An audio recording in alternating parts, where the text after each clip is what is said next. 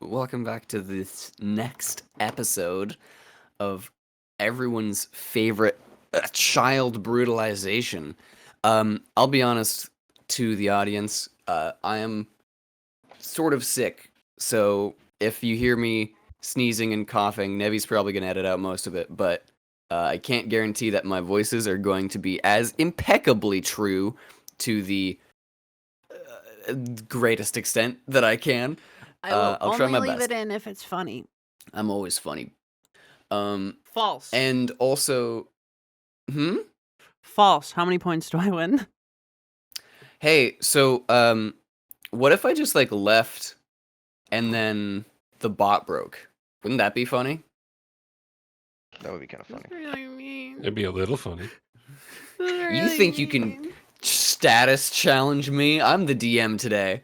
I'm allowed to be mean. I spent my okay, regnomancy to tell you to go fuck yourself. Oh no, Bunny's actually dead.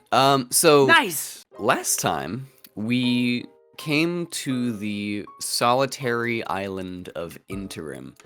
Except it's not that solitary. It's a pretty big port town. It's just during the 4-day holiday of Short Week, most of the traffic to and from the ports have been halted for fear of cold weather detracting from sea voyages.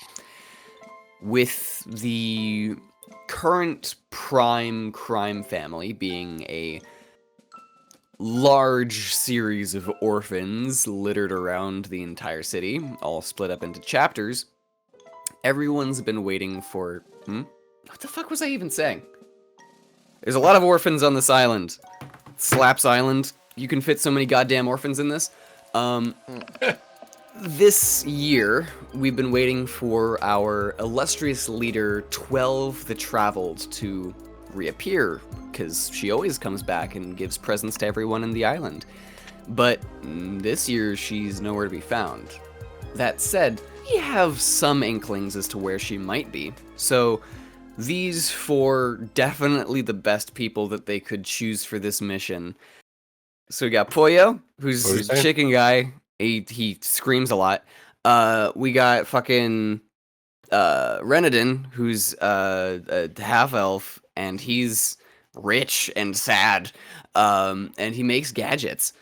Next, we have a very strong-willed young boy named Groog, who's best known for chewing on things and beating people. And eating mulch. And liking and eating mulch. Who Pollo has been sort of asked by their chapter head to keep an eye on. And Bunny, who from the much more stealthy chapter, seems to be sort of just a little freak, but hey, there's always a different side to the coin. You were taken to the attic, a sort of collective of the central orphans to your organization, the Orphans of Interim, where the chapter head of the Czechs, Kingsley, allowed a basic synopsis of what I just said, that 12 was missing, and as a result, tasked you four with finding her, because that's a smart thing to do for someone to...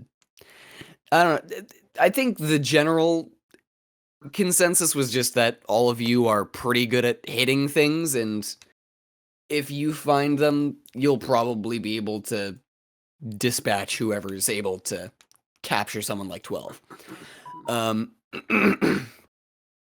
You set out on the orders of this Kingsley, but not before stealing a few lemons and juice boxes from the shop. And heading out to the Stripes, to the eastern portion of the island, you met up with the chef captain, Charlie, who was both sister to the other captain, Kingsley, but also the sort of supply captain. So once you spoke to her about her lookouts on the edges of the island, she made it clear that the Stripes essentially told you that they had spoken to 12, but that she had went on a straight diagonal towards the city, and if no one saw her after that, then something's probably wrong. Going back to talk to Charlie again, she made it clear that the main thing pressing her right now, more so than 12, is the fact that there are a bunch of lumberjacks from the western camp, basically just snooping around where they shouldn't be. So the four of you, as a sort of side task, were asked to either figure out or scare them off or do whatever to the lumberjacks so that they wouldn't keep coming around this area so that you wouldn't get found out. You ended up intervening with a search party of lumberjacks, and after scaring both Reinadon and one of the lumberjacks by biting into his fucking neck, the party was successfully thwarted, but maybe to the detriment of the relationship between the Fae of the forest and the lumberjacks themselves, given that Bunny quite explicitly said, "The pact is broken," before biting into his fucking What? face. Something that will have no implications later on.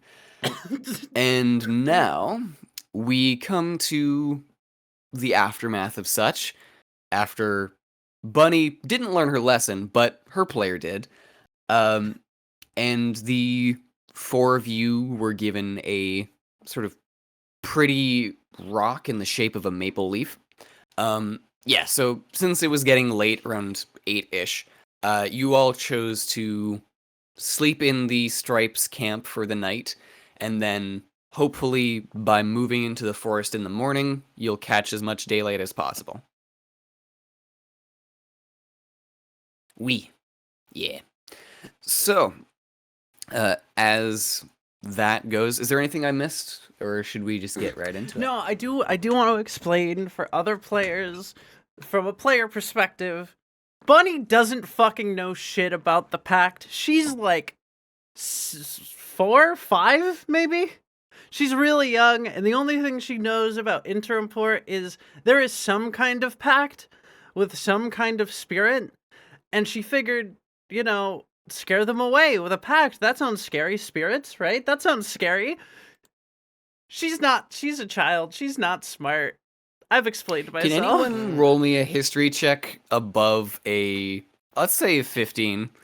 Let's just get that out of the way to see if any of you even know what the fuck the pact is. I'm not rolling this. I'm choosing to foul because already I've established Bunny doesn't fucking know. She doesn't understand it. Mm-hmm. 16. What? Okay. Groog? Groog of all people? What? This might have lasting effects on our trade this agreement. Might affect the trout population. Alright, let's see if fucking Reinadon knows anything. Even if Reinadon is smart, he's also pretty new to the city, yeah. Mm-hmm. I got a 9. I got a 17. So I think as you two head to bed, I think you piece together a little bit of what happened. It's on your 2-player characters to even tell me if you care. I'll say Groog just kind of like waddles over to like Bunny and just kind of like takes out a piece of jerky and just like pokes her face, try to like wake her up. Yeah, I think she smells at it, and you just see her like eyes half open, snap at it, start chewing, and she stares at you through the opening of the bag. He decides to let go, even though he was going to keep that piece for himself. and it's like, hey, you did good. You fucked shit up.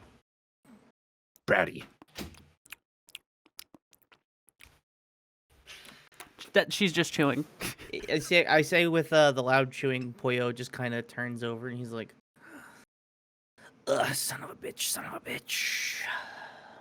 First thing to wake up to when it's loud chewing. All right, we're doing this. He takes out actually Slug one of chewing the gif. one of his hatchets, and he's like, yeah. And he just hands it over to Bunny. Again, not very talkative. She's gonna shake her head and just hold up her crossbow and her short bow and her rapier. Wait, so are these all like form-fitted size to her? Yes. Like this 2-foot Yes. tall person, the tiny little rapier with a tiny little short bow with a tiny little. Yes. Right, then he'll put the hatchet back and he'll take out a javelin. Then Javelins are like, oh my god. Javelins are He'll like use it 4 for feet leverage. Sure. long. Sure, she'll put this 4-foot javelin in her backpack. What? Easy. You know, Groog, I'm kind of surprised you got all these weapons. Where did you get these? Where did you get these? don't worry about it. Where do you keep them? Don't ask questions you don't want to know answers. Shoves his fucking hatchet back into his neck flap. Oh, like that giant, like the gif of the like fat black man with an AK under his tits. Oh, Yeah. And it just makes a gross sucking sound as he puts it in there. And as the three of you, the 4 of you wind down for the night. Bunny doesn't count. She doesn't have a soul. That's so mean. As the 4 of you sit down and sort of lay on the general, not even really bedding, just I imagine you probably have like some form of blanket, each of you, that you just sort of lay down from the things that you scavenge up here. The night is cold, but you get the impression that there's not like fires in this camp necessarily, but there are definitely like lots of precautions to make sure kids just straight up don't die of frostbite in the middle of the night. So even this little like gazebo thing on the branch of a tree is definitely still mildly warm enough. You're not sure how. You think it might be a fucking enchantment or something, but you're not gonna die in the night at least, which is better than a lot of kids, which is a sad thing to think about. There's a moss carpet that gives off heat through an exothermic magical reaction. Bam, there you go. Yeah, absolutely. What that was said, what you said there. So the night comes, and as you do so, fall asleep, we hear that same sort of fizzling of distant fireworks as the clock strikes 12 at 12 a.m. Every 12 o'clock a.m., more fireworks seem to shoot up during a short week. But assuming that doesn't really wake anyone up, since it's pretty far away, we'll just cut to the morning. Cold and dry. A rough lump of something icy and sleep-grown is stuck in your throats as the sun climbs the silver-white clouds. The outdoors aren't quite as comfy as sleeping indoors, but knowing kids, you'll probably shake off the temporary discomfort and be up kicking people's knees in no time. Looking around, only the most diligent stripes are up at this hour, around 8 a.m.-ish, with big kids carrying yet still leafy bushels of harvested small fruit, while the wiry runts sort of dance around them, making sure the biggins don't wallop someone while looking. Would sorry to interrupt you, but would I be awake at this point in time, or? Absolutely. Whoever's Yeah. waking up at this time, feel free to be waking. Actually, DM, question for you. A boink? A bonk? Can I run a Regnumancy idea bio? Sure. Considering Bunny is earned like Groog's like just complete respect at this point after that just shit show from last night. Would it be fair that like I could use the Regnomancy point to say that I have maybe like a spare some form of something I could use to enchant the spear that I gave her that can like shrink it down to like her size? I'll be honest with you. Very brutally honest. I think the furthest... That's like, hey, DM, can I just really quickly enchant something?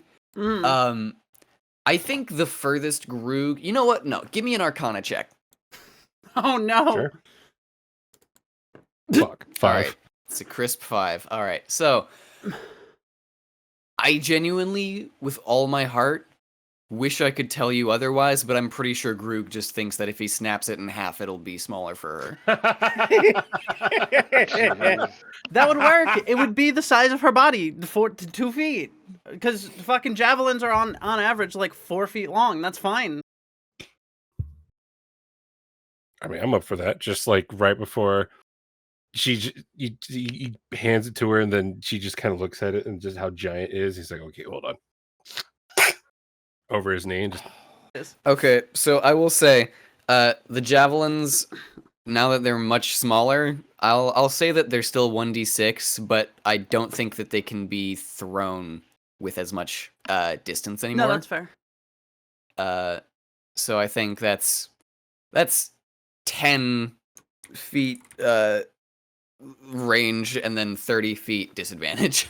Okay.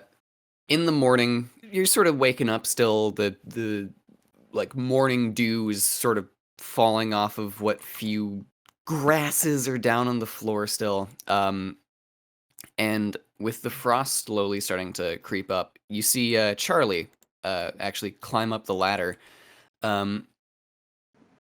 saying,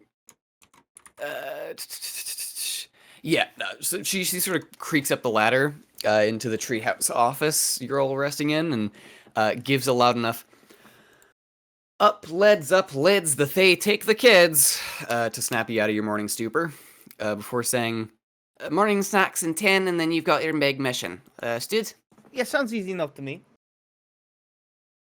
Bunny's still asleep inside of the bag. I'll wake up in due time. Just don't worry about it. I'll get these 2 up too. Don't worry. I got it. yeah. Groog is just snoring, just loudly, obnoxiously loudly in the corner. If she complains, then she's not getting snacks, then that's her fault. And then she will just slide down the edge of the ladder again, which is definitely secure enough to do so, before jumping over to the tent at the corner, which, from the smells of it, you think is probably where they're cooking said snacks for the morning. I don't normally do this, but I'm gonna be polite this one time. Everybody, wake up. You got like 5 minutes, and if you don't, I promise you, I will be a lot louder. Bish. You see Bunny's head pop out from the mouth of your bag and then pop back in. She just looks at you and then goes back inside. All right, so it's gonna be like that. I see how it is. Pollo gets into the center of the room. He takes a deep breath. And he goes,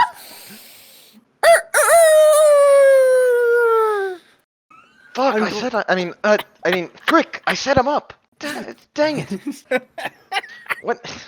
You really are a cock, huh? Groog That's just slowly that's not like a slur, is it? I swore.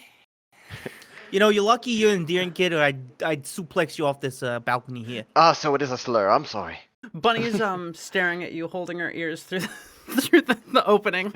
Listen, I warned you. I told you. I literally told you, get up. It's time to get up. Come on. All right, I'm getting. You're lucky I don't make you come on my morning jog. Come on, let's go. All right. Is Groog even awake from that still? That's a good question, actually. Make a roll for it. Set a random. Yeah, I'm about to DC. say, might I have to roll for it? Constitution, I guess. I'm fat. All right. Yeah, he's still 22. way asleep. All right, so normally that gets people up. Seems to me he sleeps like a log. So I got a plan. Anyone got a marker here? Face paint. We're gonna pull a little prank. We're gonna do a little funny. Come on. Let me take a look at my inventory. Give me a second. Bunny's hand pops out from your inventory, and you just see like a wallet with a bunch of papers falling out of it. There's no money inside. Yeah, I don't really have money. All the papers you notice are ID papers for some random dude we passed on the street. Yeah, I ain't got nothing. You know what? We're gonna fill up our waters before we leave anyway. He takes his water skin and he splashes the water on Krug.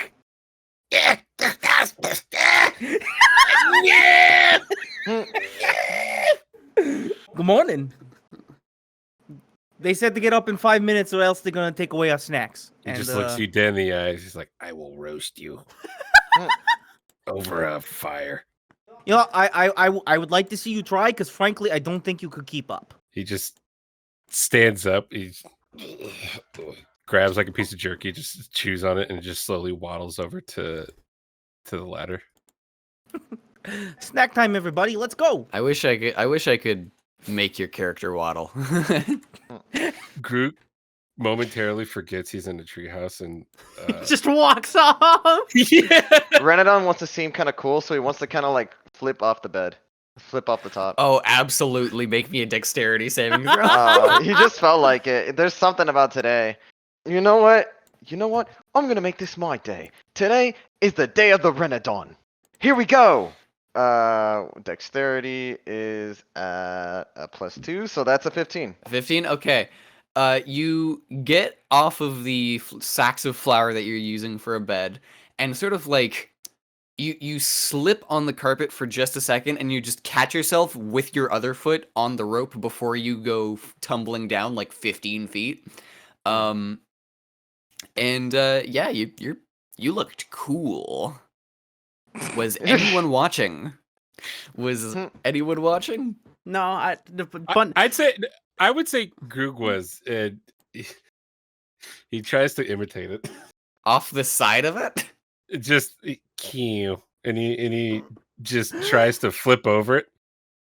It's just All right. What one was second, that hold sound? on. So that's 20 feet. what am I taking for that? Roll me a dexterity saving throw as well to maybe lower the amount of damage you're about to take. Oh, also Huzzah! everyone took a long rest. 18. 18? Okay, so you're only taking 1d6. That'll be beep beep beep. 5 damage. Yikes. Worth. You know, normally I'm all for doing this kind of shit, but I gotta do my morning stretches and exercises, so we're gonna hold off on that. And he just takes the ladder. I mean, hey, you look wicked doing it, but Poyo, you feel Bunny like in your backpack, holding on to like your shoulders, and she just starts like bouncing up and down. Snack time! Snack time! Snack time! Yes, we're going to get snacks. I promised, and I'll deliver. Is what I do. I ain't no messenger boy. I'm a delivery boy. Now come on. Reinadon, are you coming with us? Oh, sorry, like I was 5 deep in feet up thought. in the trunk of the Sorry, tree. he was busy thinking about ways to kill his uncle. Sorry about that. Sometimes I get lost in thought. Sorry. You walk past the little map of the island and the surrounding areas and come up to the little snack tent where each of you are given one random food item. Groog gets an apple. Groog gets an apple. Poyo gets a handful of seeds. What was it? Bunny next, I guess. Yeah. Bunny gets a handful of blueberries. And Reinadon also gets a pile of seeds. What kind of seeds? They're sunflower seeds, saved from this summer. Okay. I'm not the I'm biggest fan, I'm but gonna I'll fill take up it. my water skin. You're gonna refill it? Bunny hands you your water skin. You got it. Yeah, they definitely have like a big old barrel of water that they'll just let you tap up. If anyone wants to refill a water skin now, they can. And you have a little snacky to keep you up throughout the morning at least. Bunny's gonna. It is fucking- definitely not a full meal, but it's good enough for the morning. Bunny's gonna devour those fucking blueberries, and left behind is just gonna be this massive blue stain on her fur that's not coming out for a month. And in my backpack. Groot just eats his like a cherry tomato. Poyo puts the seeds into his mouth, chews on them, mixes a little bit of water, swallows. Okay, I have an important question for you. Reese. Yes. He probably does. So he probably mixed a couple of smaller stones in there. Yeah. Okay, Yeah. that makes sense. We just see him like moving his throat up and down to crush the seeds. I love chickens. Chickens are awesome. Sorry, I was curious about the biology. You're looking at me like I'm fucking weird. Listen. You've never seen a bird. You've never seen an aviani eat his fucking. You know, fuck you guys. Anyway. Does Reinadon do the same thing? He just kind of like he has it in his hand and he's just like picking at it like every once in a while, just eating one. He actually he tries to do a little trick and he like kind of coin flips one or tries to coin flip one in his mouth. I'm assuming that takes dexterity. Yeah, sleight of hand. Man, my die really likes this number. Okay, so what? 13 plus 2, that's 15. Hell yeah, It's man. like the third time So- I've gotten 13 in a row. I'm not Hey, complaining. hey! No, your die. Say it out loud. Your die is Mm. perfectly mathematically accurate. I know it is. Ahem, It's perfectly ahem, mathematically accurate. I'm just like, oh. Sorry, go ahead, Wants Amy. a little bit of 13. Right? That's the third time that you've rolled a 13. No one can fake that. I'll let you know. You have just unlocked another feat task. Oh, did I? Yeah. Alright, so I'm gonna go take my morning jog. I'll be back in like 10-15 minutes. You guys want me to pick up anything? Bunny, you gonna come along because you're in my backpack. Alright, cool, we're gonna do this. So I'll try to be quick. I usually am. Cause you know me. Wink wink nudge nudge. Anyway, I'll catch you later. And he just takes Okay. off and he starts running laps around the fucking camp. Okay, so you're doing laps around the camp. You're not going to the city. I'm All not going crazy far because frankly we don't really have the time and he wants to make sure that he's here when we decide to depart. That's fair. Okay. So then, yeah, I think that's all right. Just roll me athletics to see how good You the see jog is. Bunny on his back, just like miming coterie. Go, go, go, go! Awesome. Just like That's just so hitting him on the shoulders. 18. You feel significantly energized. Such a dumbass. I love you. Ooh, yeah. Is he the type to self-motivate in the mirror? Yeah, you got this. You got this. Look at Lily you just- and your beautiful crest. The ladies are gonna love you when you get older, and I promise you, you're gonna make it big one day. You're gonna suplex all them bitches. I love that. Don't The type of suplex guy- bitches. That's really mean. Don't hit the Listen, I don't Have use you it as ever a considered what the bitches feel like? listen. I don't use that. I don't use that term for women. I use it for people who are lesser. Oh well. Yeah. Well, while Poyo goes out for his morning jog, are Reinadon and Groog, are you two like socializing at all, or? I was actually gonna say, Groog, after just needing, like, wantingly and desperately staring at the apples and giving up, not getting any more than he wanted, will turn to Reinadon and just be like, "Rain, Huh? Oh, what was that? did I see you working on something earlier yesterday?" Oh, yeah. I was making a little fella, a little contraption to help me out. Little fella. The idea that Reinadon calls his inventions little fellas makes me infinitely happy. I know, it's really cute. Yeah. What? I mean, yeah. I was just You're on a jog. Yeah, I was just making a little contraption. It was supposed to be able to fetch me things, so that way if I'm feeling especially lazy one day, I can have it fetch it for me. You know? Does it kill? I can make it kill. It take a lot of work though. Kill. Yeah. I probably will if we keep going on ventures like this where we have to fight people.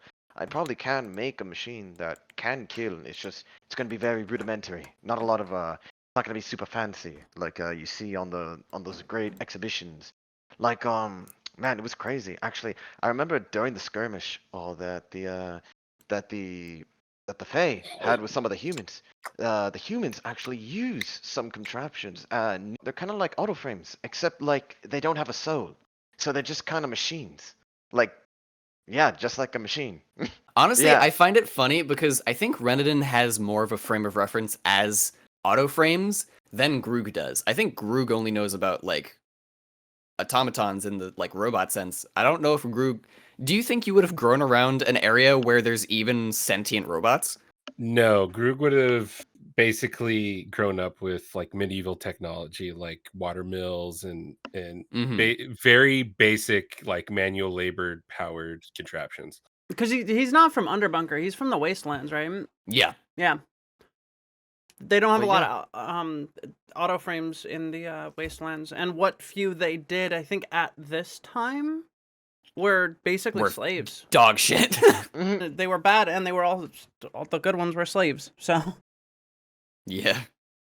Wow. Ruin's bad for robots. Yeah. Anyway, continue. I have no idea what the fuck you just said, but it sounds cute. I gotta ask you though, But, yeah. can go you ahead. make me a board with wheels? Yeah, that shouldn't be that hard. You just need to get me a piece of wood and 4 wheels and a few screws, and I should be good. Well, like Cute. yeah, smaller wheels, and they can't be made out of wood or anything like that, or they'll break easy. You need something like rubber or maybe plastic. Well, I guess plastic Metal? kind of metal could work. Metal could, but it's a lot less skinny. Who said that? God, are you there? No, another bitch. No, not that one. The other one. Metal could work. Some random passerby says. Who are you? Little We're in the Philbo. middle of the woods. It's me, everyone's favorite orphan, Lil Philbo. Yeah, Oh. I'm Little Philbo. Everyone loves Little Philbo. I don't really love you because I don't really know you, but you seem pretty nice. Everyone loved Lil Philbo shit. I'm sure I'll love you over time. Maybe not maybe not in like a relationship way, but Stop you know. acknowledging me. But, okay.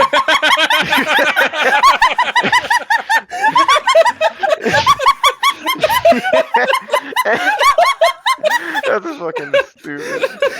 Stop acknowledging me. Just the Cease- DM doesn't cease at want to once. fucking do this bit anymore. I'm so fucking tired of Lil Philbo. It's nothing. It's a nothing joke. It's a nothing burger. You and I started fucking hate it! it. I didn't. You did. No, you brought it back though. Well, okay, bye. So, what were we Okay, talking bye. about? Okay, what were we talking about, Droog? That guy was kind of weird. What were we talking about? Yeah, it kind of was weird. Yeah, I just don't want to walk anymore. I mean, yeah. I mean, that can be annoying, but you know, it's good for the bones and good for your muscles. If you don't walk ever, you might never be able to walk again. If I give you 50 pieces of jerky, can you make it so I don't have to walk anymore? I'm not that advanced with my technology. And Break his even bones, if I break his did, bones, break his bones. It would. Get out of my head! Get out of my head! Get out of my head! Get out of my head! Intrusive thoughts. And it would probably cost more than 50 pieces of jerky because the intricacies of robotic legs or just something along the line of wheelchair would probably cost you at least 100 gold pieces at the very least, and that's just for the wheelchair. Anything else, I can imagine it'd be more. I mean, like, you know, I know 100 pieces of gold isn't that much, but like, you know, we're often. Okay, well, what about this? And he literally goes in his bag of holding of jerky, and he just holds it upside down for like 5 straight seconds, and you see this like He small has a pile of bag jerky. holding of jerky. You don't. My inventory, it literally, and this was approved. It literally says big bag of jerky, and the item quantity in it is 99999999999. It's functionally infinite, but I will tell you, the moment that this series ends, it is going to have 1 piece of jerky in it. Reinadon's like face, like watching him like dump all this jerky, slowly fades from smiling to just like deadpan. You can see like whatever happiness was in there is gone and replaced with. Meat. He doesn't even know what Just meat. It's replaced with meat. It's replaced with the meat. All emotions are replaced with meat. It literally seeped into his fucking soul. Can I ask you something? Sure. How did you get so much jerky? He kind of looks around for a second. He's like, you really want to know? Yeah, I'm not gonna snitch if that's what you're asking. All right, follow me. Okay, shit. All right. Where is this going? Pollo and Bunny, you can have returned from your jog. Whew. Let me tell you, Bunny, you're definitely a decent training weight. Sure, I'm glad that you decided to come with me, because I didn't realize this before. I should probably start doing weighted running. I'll say as you guys walk, you end up hearing Groog start talking to Reinadon. Oh, hey, what you two going? That's more Oh. accurate. Yeah. Groog was just gonna show me something. I don't know if he wants me spreading it around, so. Phrasing. Poyo sits there, thinks for a moment. You know, all right. You two do what you want. Just Groog, I swear to God, if you do anything weird, I'm gonna beat you. There's nothing weird. He's just showing me how he has so much meat on him, like at all times. Oh my god, phrasing! God damn it! So Groog kind of he goes through his second bag, and he's wrestling in looking for it. He's like, "Oh, what the fuck?" Yeah, he goes and rummages through his bag, and he pulls out Beb, his pet rock. This is Beb. I met Beb one day while walking down the stream trying to feed the fish. One day he told me that I should go explore on my own. My mom and my dad didn't like that. I ran away, and I ended up finding this dead body about a day after I left with a bag. It had a bunch of jerky in it. And I don't know if I need to spend a regnomancy point for any of that, DM. Spot on. No, I like that. So you just found the bag filled with what looks to be, if not unlimited, then a surprising amount of jerky. Yeah, I don't even know what meat this is. I've just been eating it. It's good. Yeah, you do realize, since you found it next to a dead body, for all you know, that could be human meat, or elf meat, or something sentient. I don't know what the red-eyed elves eat, so. What? What? You might actually be eating someone. Are Actually, dark elves a thing in this world? Yeah, are they like naturally? So okay. The deep elf, like the night elves and stuff, they're all in the underground of Ruheim, which would be around where Groog is, so you're not fail RPing. Don't worry. A specific type of elves that are referred to as red eyes, I'll have you roll history. From the sounds of it, I would say that they're probably like resurfacing night elves, which means that they might be a bit mean, but like the people underground are more just like racist. They're not like cannibals. 14. 14, okay. So I think your parents would tell you the people underground are like sort of mean, specifically against like refined races. So like since it's mostly dwarves, deep gnomes, and like dark elves and stuff, your general vibe as just like I'm a guy is absolutely. I don't think you would assume that they would have any reason to skin and cook orc meat. That said, the person who you did rummage through, roll me 1d20, just a luck check. 7. Okay. Oh no! Uh-oh. One moment. That's the sound of a DM like, oh, is this about to happen? 1 second. Oh no! Oh no. Oh no. You know, we did promise that we wouldn't kill any of the kids here, but we never said we wouldn't traumatize them. All right. Yeah. All right. We're gonna flash back for a moment. Could you please roll me an investigation to see what you find on this person's body? Besides the thing of jerky, like how well you just look them over before you take the jerky bag and run. All the stats that I am hoard, all my dumb stats. Or would you actively look, or would you just like take the bag and run? In which case, I'll just do it against your passive investigation. I'd say he'd give like a passing interest. He'd be one of those kids where he sees a dead body and just starts poking it with the stick. 3. So the elf with this sort of like dark red iris, you just grabbed the bag of meat on them. It's not something that ever came to your mind because you didn't like turn them around on the side where, since it was like just in the middle of a dust bowl somewhere, you didn't really think much of it. But as Groog walked away, I think just the audience is going to get to see this. Just peeking from underneath the body, I think there's a little, like, golden, silver, like, silver gold half and half, image of a full moon, with a star in the middle of it. And that's it. It's just someone from an unknown order. So yeah, that's how I got this bag. You kind of just grave robbed there. I mean, Bunny almost killed the guy, so I mean, really looking down on that? I mean, not. I mean, to be fair, first off, she didn't kill him, and second off, we were fighting them. We didn't really have much of a choice. You just kind of saw a dead guy and went, "Ooh, Cap. mine." He's He absolutely right. had a choice. He really is like. He's kind of like coping with it because he's never seen like That's anyone fair. die before. Reinadon do seem the type to cope, though.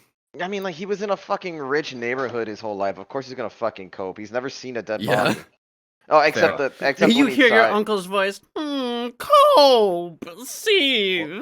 I was about to say it's like yeah, except for when he saw. Seethe. Except when he saw like both of his parents with like foam out of their mouth and they were dead together.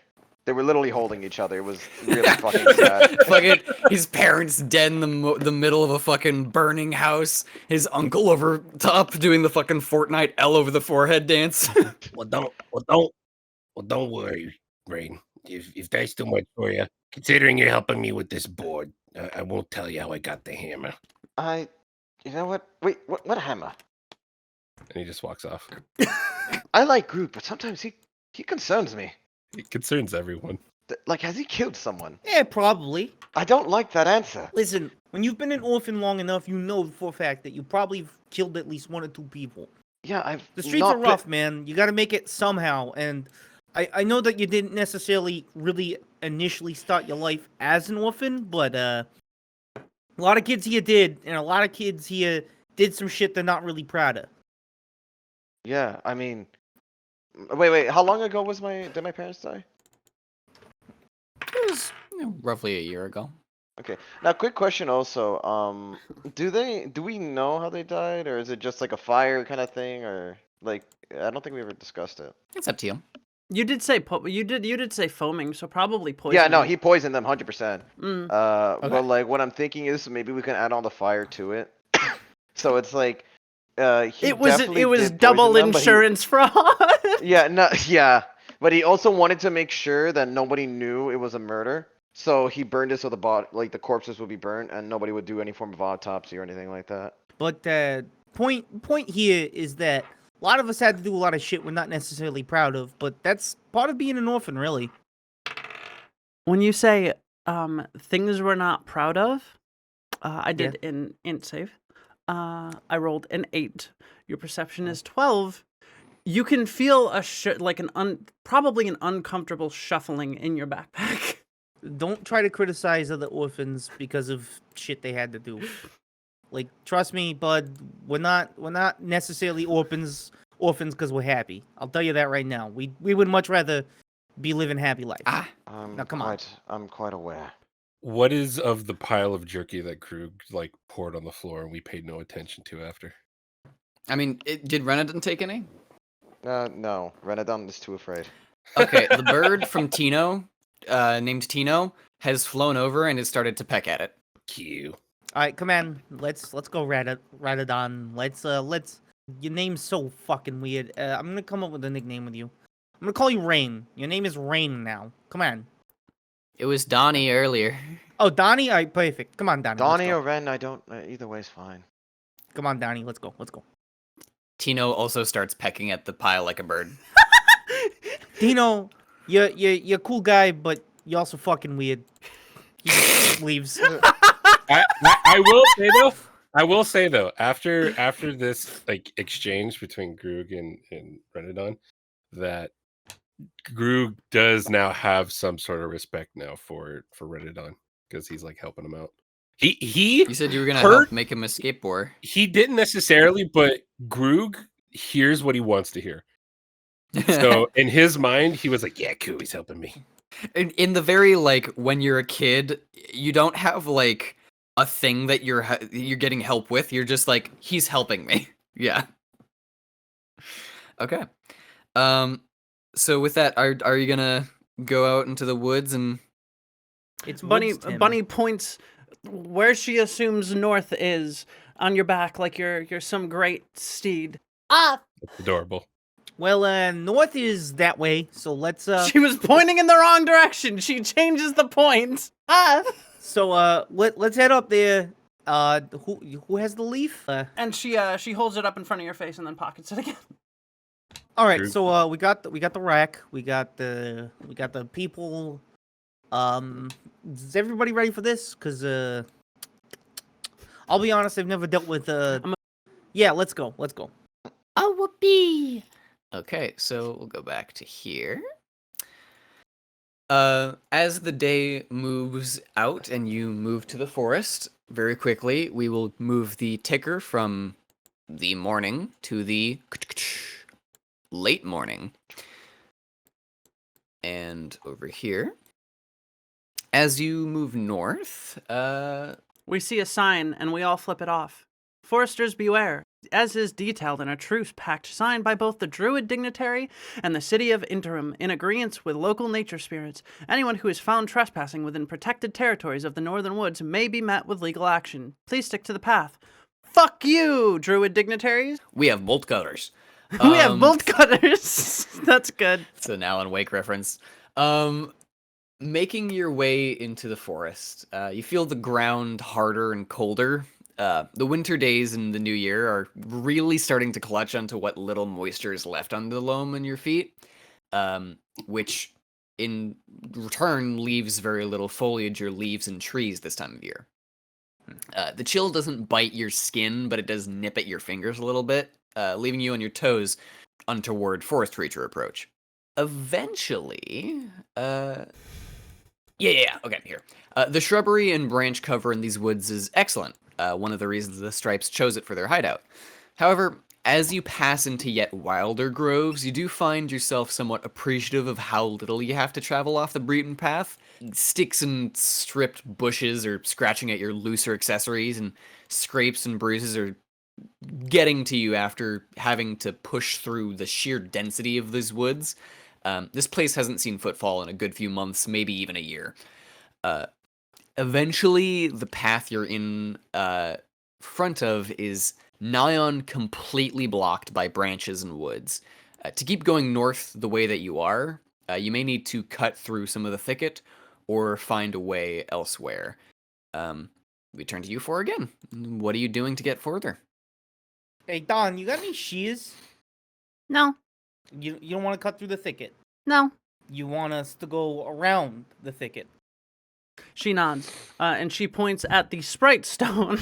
Yeah, it's probably not a good idea to piss them off.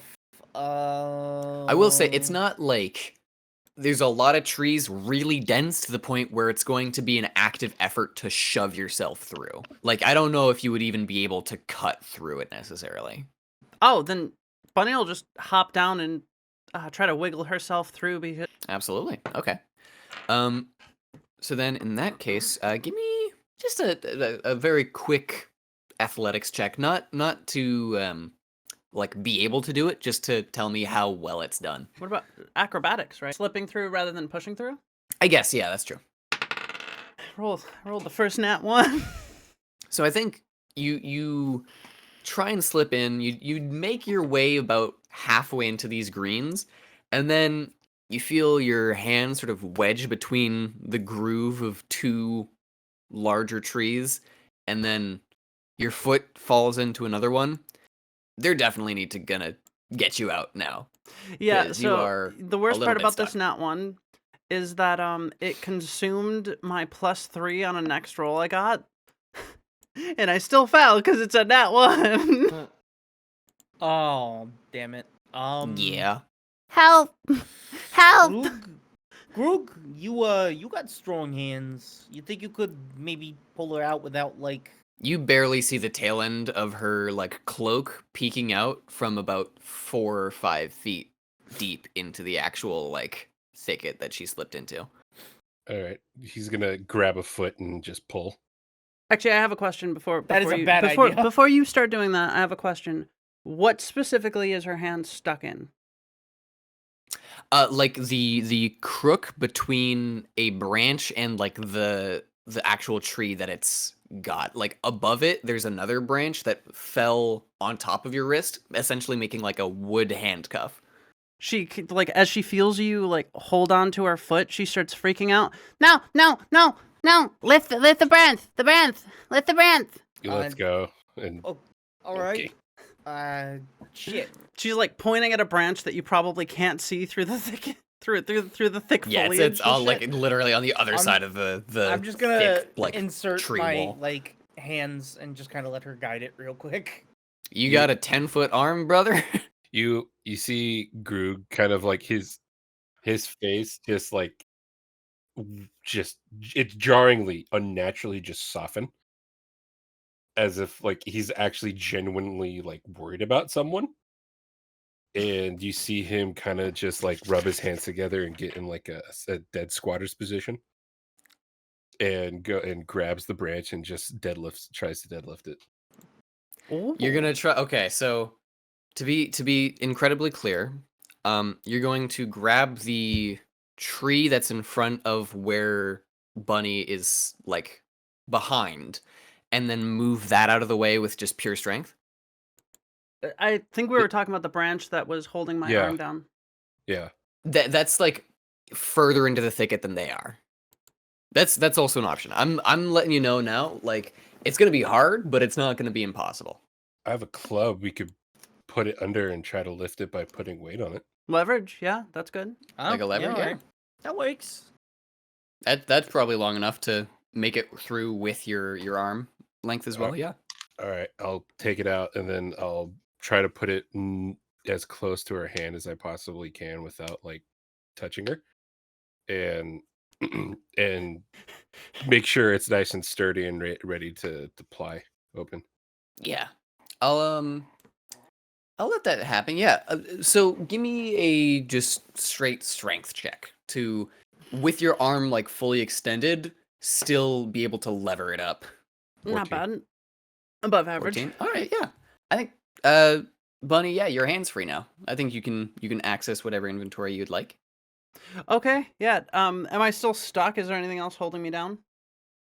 Your foot sort of fell into something, but now that you have your hand, you can sort of pull it out. And I think at that point, with the like obstruction gone by the club, you actually see the exit into a like further clearing past this tree wall. With them opening the path, you could probably get through. I think she pops back out a little bit. Now that she's free, The exit. The exit. It's that way. and she just points in that direction. Okay. She's going back in the pack. Okay. I guess we'll go that way. Just push through. Yeah, let's go. Okay. So that'll be strength from the two people who are leading the pack, I imagine. May I use this as an opportunity to use my dexterity over my strength? Sure, but you fall. So okay, here's the essential thing of it. To get through these trees, which are they're not like super thick, but they are definitely like pliable. If you use strength to try and push your way through, you risk getting harmed by them like thwapping back on you. And if you are attempting to slip through, you get a chance that you get stuck, which might immobilize you in the middle of the thicket. Is it a wall or is it like a very like long like alley of thicket? It's about 10 feet wide of just thin trees that are really densely packed together. How tall? It like molds into the canopy above you a little bit, but it's like 20, 30 feet I'm tall. stupid. Bunny's just gonna climb over it. She literally has spider walk. Yeah, I was about to say we could Yeah. probably just like lift her up. No, she has spider walk. She could a child. She didn't remember. She fucking tried to slip through and she could have just went over. Okay, well, while you get the cheat, we get to stay back here and figure out how the fuck we're gonna do this. Fuck. Groog, you wanna go first? Cause, listen, I may be in shape, but you're, like, physically stronger than me. He doesn't say anything, and he just like you see what you think is him walking away. Oh no. Oh, God. It turns Oh, around. God. Get out of the way! He fucking dives in the opposite direction. He just dead runs into it, and he tries to just brute force his way through it. I'm not gonna treat it as you breaking them, but please make a unarmed attack with a running start, so plus 2. 20 plus 2 plus 4. Let's do this. 15. Okay. So you dead sprint into this fucking line of trees, and you're a big boy, so immediately, Bunny, as you're like climbing over the foliage and about to like make your way sort of trepidatiously, is that the right word? Yeah, that works. Over like the branches of the top of the canopy, which is, by the way, a stunning view. You feel the trees below you and sort of next to you very strongly wobble as Groove just straight up headbutts a tree and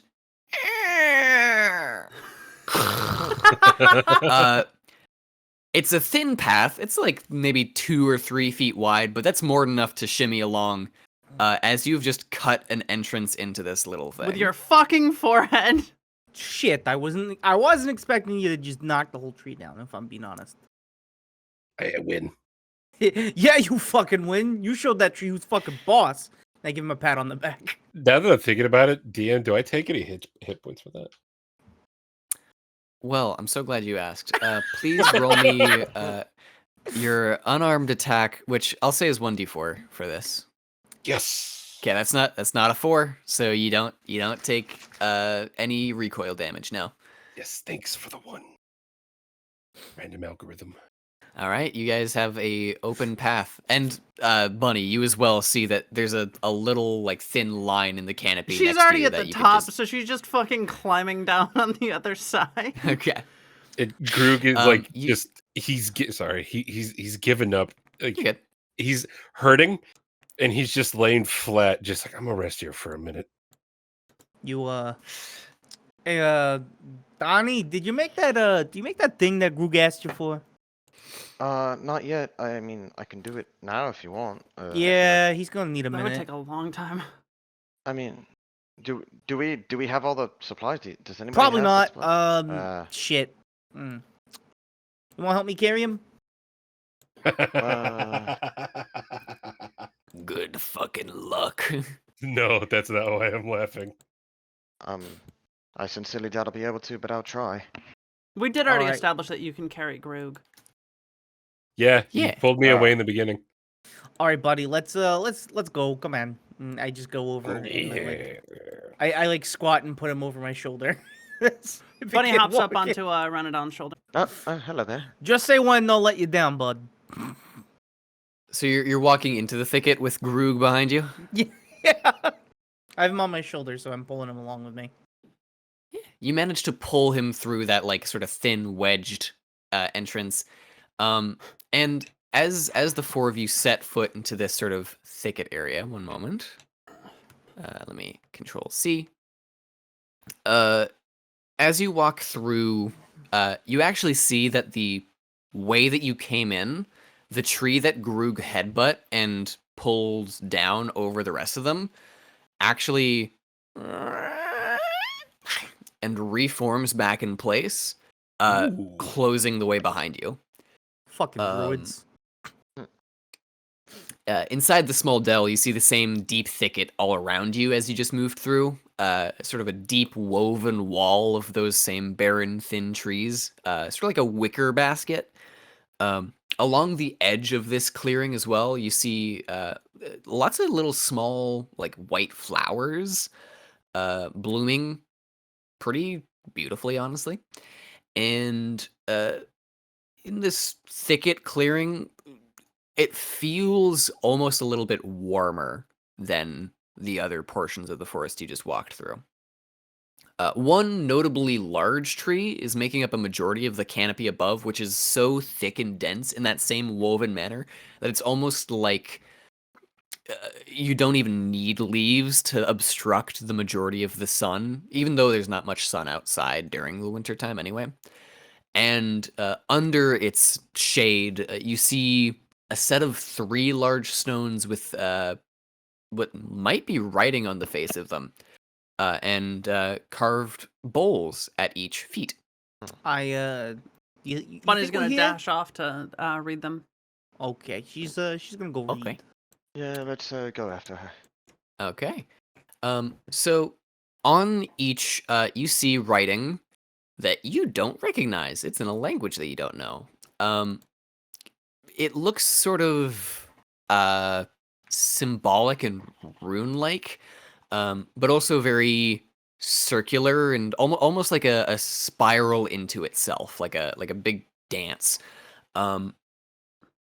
However, on each bowl, you do see that there's a little carving of, on the leftmost bowl, it's sort of many petals and leaves, and on top of the bowl, there's a little rose made out of also stone, like your leaf.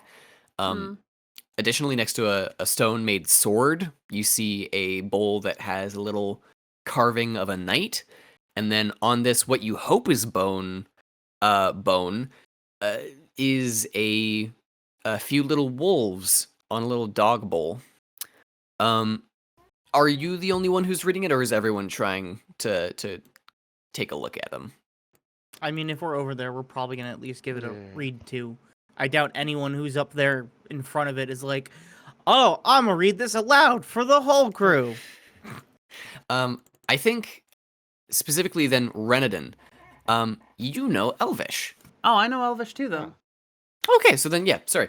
Both of you know Elvish, so both of you might be able to decipher a bit of this, which you realize is a derivative of Fey.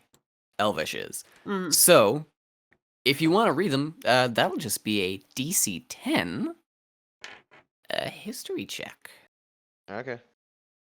to try and piece Go ahead, together what smart few boy. pieces of elf. I you think know. I will. I had a 21. Yeah, I got a 4. Beautiful. Okay. She's 4 years old. She's Bunny- not gonna know.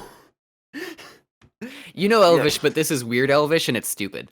Renan, you are able to, through your studies, sort of piece together the basics of what they say.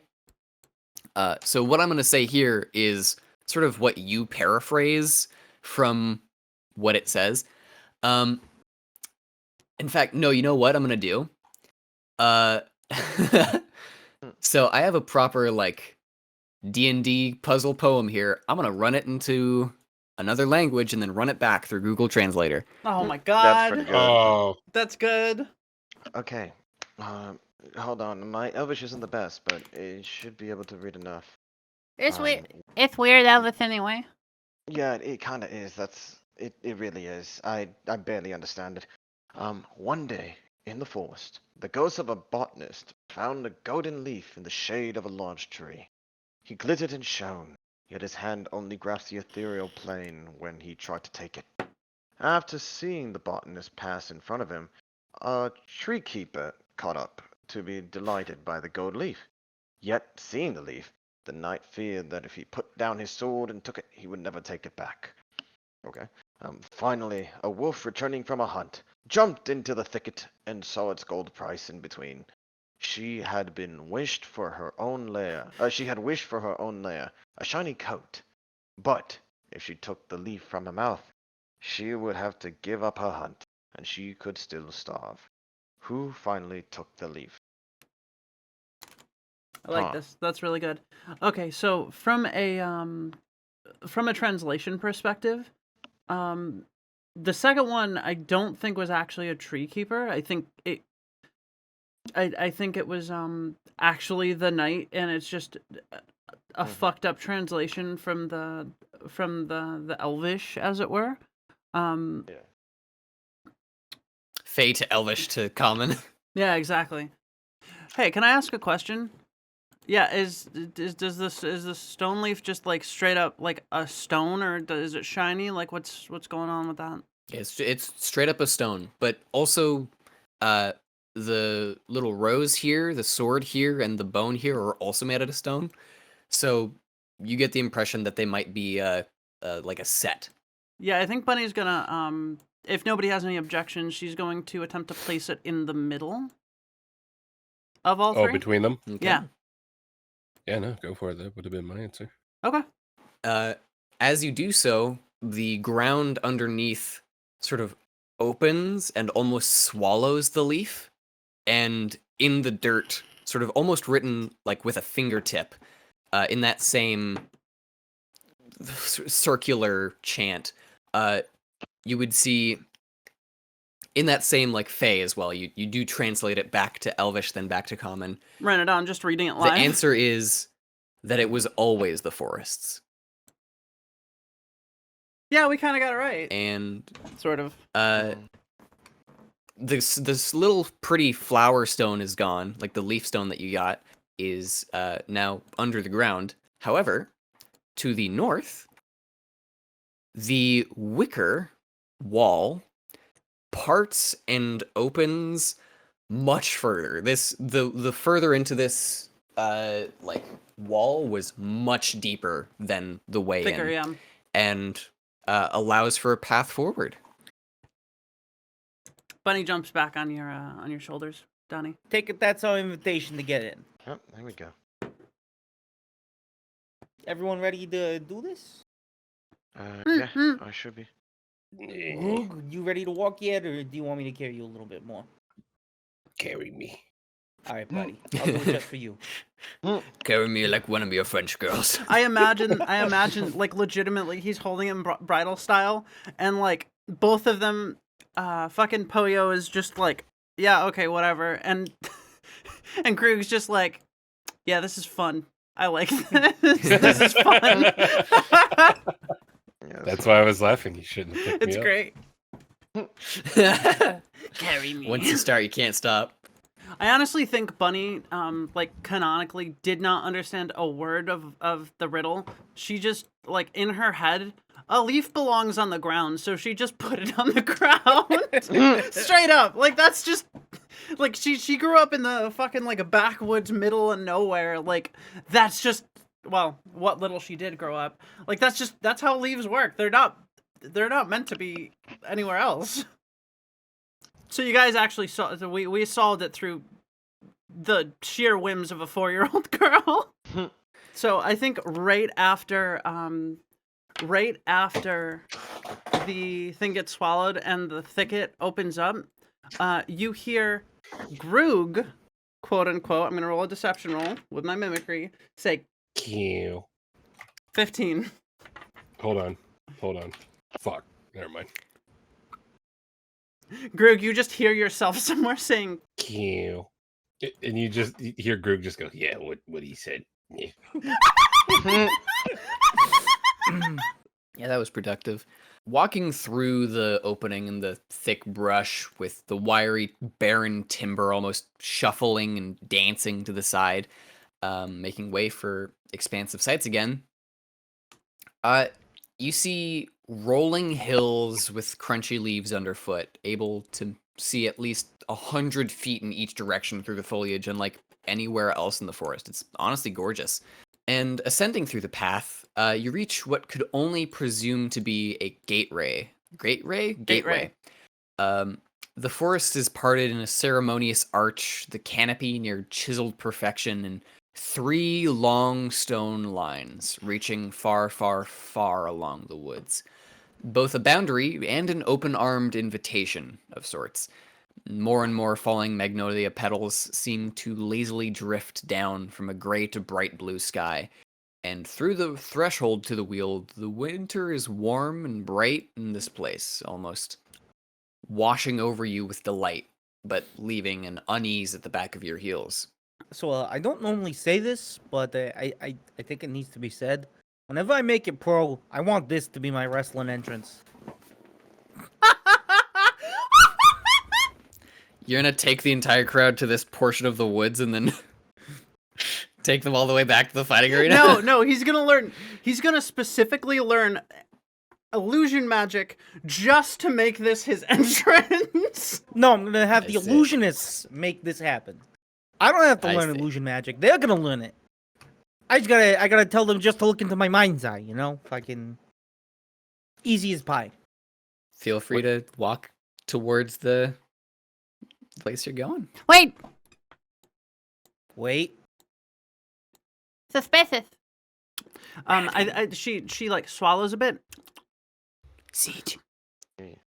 and you hear her mimicking in Reinadon's voice. It's suspicious.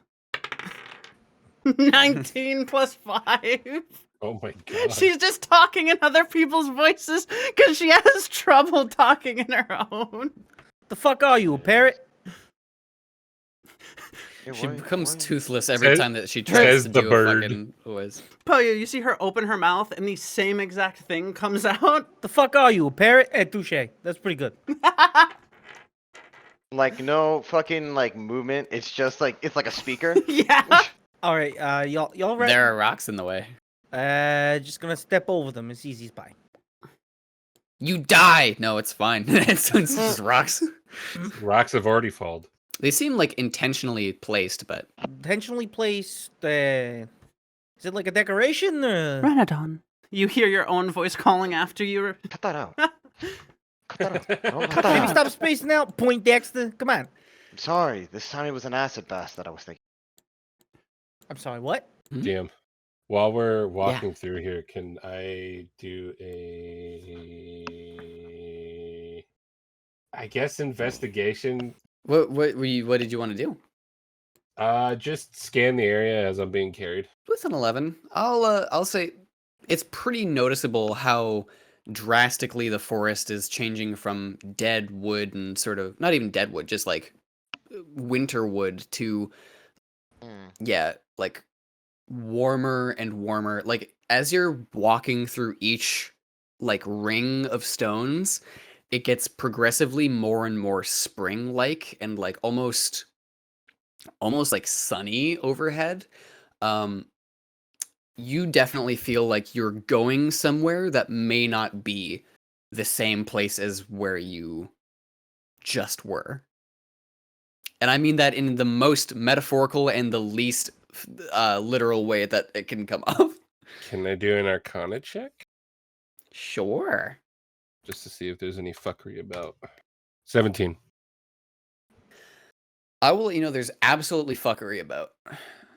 However, it doesn't seem to be directly aimed at you. You think that this is literally just like how they separate the two places.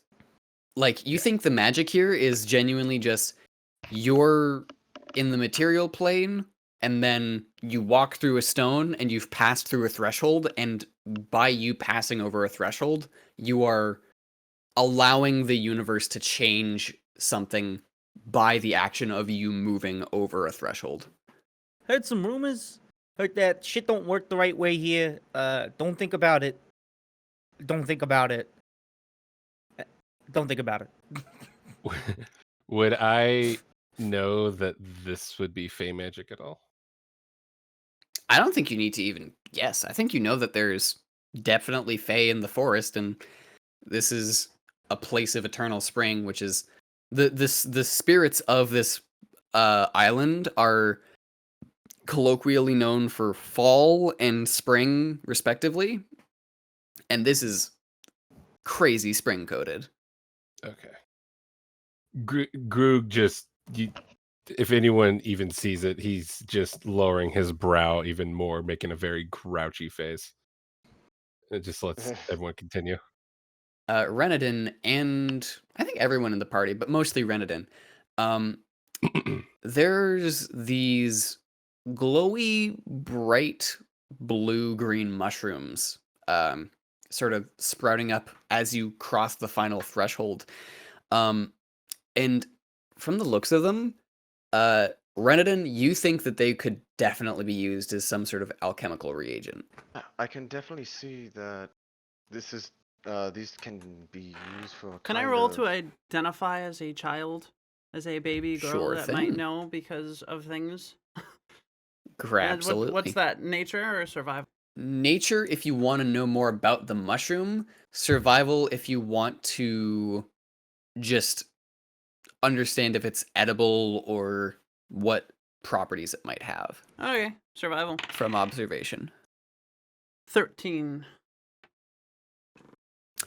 From the looks of it, even though it's glowing, it does appear to be lacking all of the components that you would associate with poisonous mushrooms. You think this is probably edible too?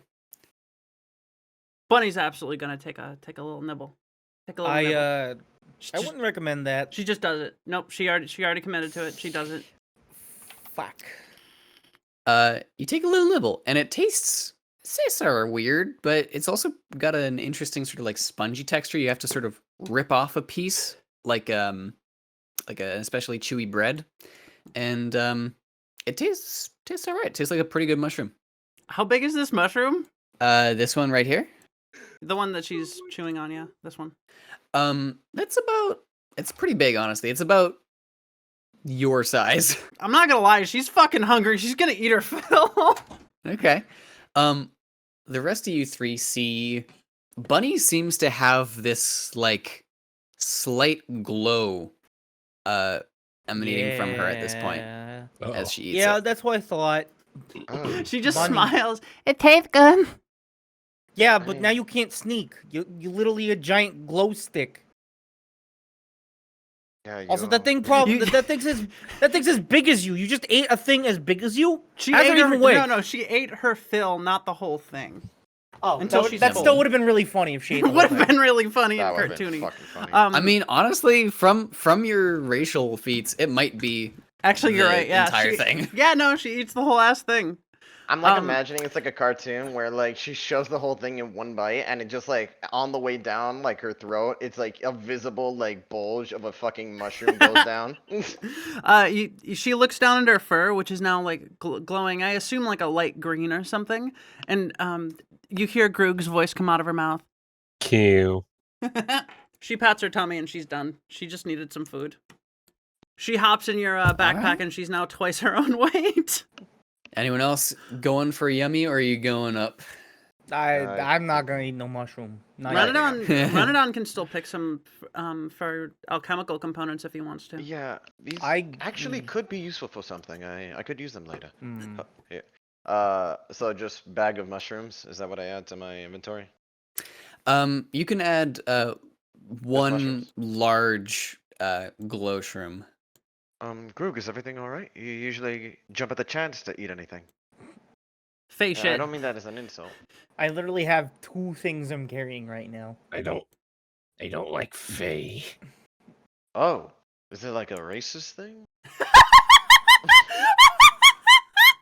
Donnie, you can't just ask him if he's racist. Come on. Yo, you racist, man? That's not cool. Also, It no, it's not. I don't think it's a race thing. It's not a race thing, is it? he just turns to you real quick. And he's like, it isn't, right? It is always politically correct to be racist towards Faye. Oh, shit. Oh, brother. I thought it was politically correct to be racist towards elves. Nah, it's Faye. We don't like Faye. Donnie in the corner. What the fuck? Especially fairies.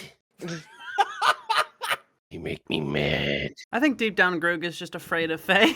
I spend a recu point Mhm. basically to say that like before Groog came to the island, he had just this skirmish, this like I almost died from fighting a pinata skirmish with a Fae fairy.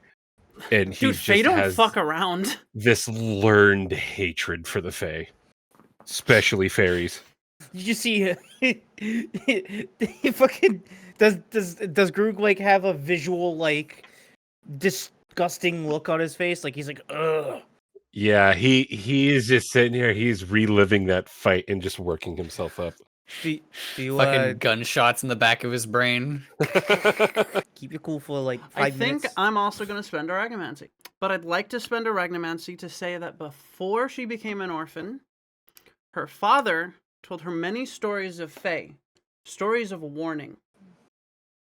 To respect Fae, for they can fuck your shit up. Like classic like storybook stories that you would hear in bed, right? Are you okay with that spending of Regnomancy? Sure, yeah. Awesome. She's gonna Don't cross the Fae. They'll fuck your shit up. You just see him just premeditatively get out his hammer. A sign of I- nothing to happen coming up, I'm sure. Fae can be your friend if you treat them well and play with them. All while he's still he's still on his shoulder. I do not want to get into a fight with a bunch of things that could kill us with an instant zap. So let's try to keep them not murdery, and hopefully, they'll let bygones be bygones, and the lumberjacks will get to do whatever the fuck they need to do. Walking forward, the new leaves almost flow and dance, not to form of wind, but to a grand song of life around you. You breached the short path through the gateway and find yourself atop a magnificent hill. The trees around you all but kneel, showing you for a sprawling look over the whole island and the surrounding honey golden sea. Rooted at this hilltop, you see a grand tree. Less tree, more man. Less man, more stone. A red banner flows from his head. Less banner, more smoke. From the face of a great and terrible beauty. Formed and alongside a tree of many spirals and runes, shedding white magnolia petals to the sky, and then the sky shedding to you. From leafless granite branches they fall. You can only presume this slumbering figure is the head of the interim Fae Court. Across from you, however, on the meadow throne, there are 3 more juvenile-looking Fae creatures with cloven limbs, gowns, and skin resembling amber-hued leaves, and heads of long, similarly flowing, almost silk scarf-esque hair, flower petals, you're not sure. They seem to be doing something in a loose huddle, intently looking at their respective middle. Are you sneaking? no. I think Bunny is gonna run right up to the first one and just say plainly out, You're very pretty. I like your wing. It turns around, and Ooh. like looking at you particularly, it doesn't really have a face. It has more just like layers of flora that vaguely resemble facial features. But they sort of blossom for a moment as it speaks, and it says, "See so lay," and nods to you before returning to its project, you think? And you're not really sure what that even was, but it's probably Facepeak. Looking at you all and sort of almost beckoning you over with its shoulder, it whispers that little weird sing-song and returns to the center, which is at the right side. You see this one has sort of a hoof on a ring of maple wood blooming with several leaves under it, and utilizing a clear yet unspoken effort, it leans closer to the center, and it's sort of a small sapling comes out from the middle. The sapling that's is really cool. stunted, somewhat tapered at the top, and then it makes a small sort of toothpick-sized implement growing from the side. The sapling then, while it's still only about mid-shin height, seems to almost rot at the base of it, which the third sprite takes as an opportunity to yank it off the sort of basin of it. Maybe out of impatience, maybe out of completion, you're not sure. Before the marveling of it, it takes out its appendage, which is just more a collection of broad leaves, which has very faintly, you see a sharper pebble in it, and it carves a small, one of those same Fey dancing runes in the middle, before setting it down and presenting it to you four. It almost looks like a primitive figurine of sorts. If she's presenting it, I think Bunny's just gonna unflinchingly touch it, I guess. Yeah, Bunny, it's be cool. careful. We don't know these people. It's a little toy. This is really cool. This one shakes its head emphatically. Or nods its head, I should say. Oh, okay. Can I roll to investigate the toy so it doesn't, so I make sure it's not like a bomb or something, like a magic bomb? Yeah, sure. Are you trying to take it from Bunny? Bunny, I promise I'll give it back if it's safe. Can I give it a look, please? Just to No. make sure. I just need to look. What if it's something that hurts you? I don't want you to get hurt. You also see a small pile of these half sort of grown toys over next to them. It seems as though they've been making these repeatedly. Well, either way, I mean, I noticed that they have a bunch there, but we don't know how it could react with you. Please, can I roll for No. like persuasion? If you want to, yeah. You want to roll for persuasion? Yep, It's pretty. and I got a 10. What's your argument?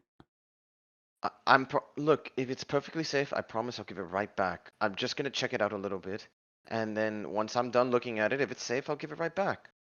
I'm not gonna keep it, I promise. She runs off No, Bunny. Goog will immediately yell and hides in behind Orc, one of the fairies. "They're assholes. The shit that they make can kill you." Reinadon, you understand that. Groog, you are And Bunny does as well. such a racist. Bunny Like, Bunny stares daggers at him. Go ahead. I just, okay. You know what? The fuck are you guys saying? Don't worry about it. Trust me, you don't want to know. Bunny's gonna hold this up to, I think, this fake creature. What's this made for? Say so.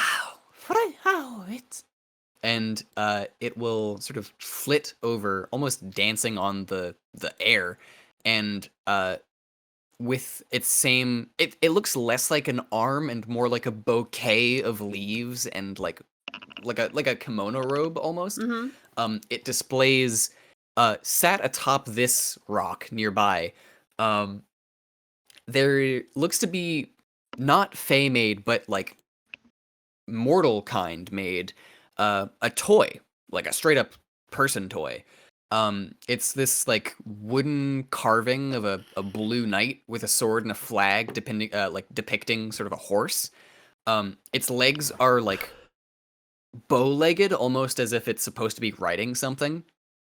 And it has a hole threaded through the foot of it, which has a little twine-tied inventory tag hanging off the side of the rock. But you don't think the Fae know that it's an inventory tag. You think that they just sort of think it's part of the toy. And looking at your little wooden figurine, it vaguely mimics how the sword is coming out of the knight's hand. Oh, they're trying to make toys.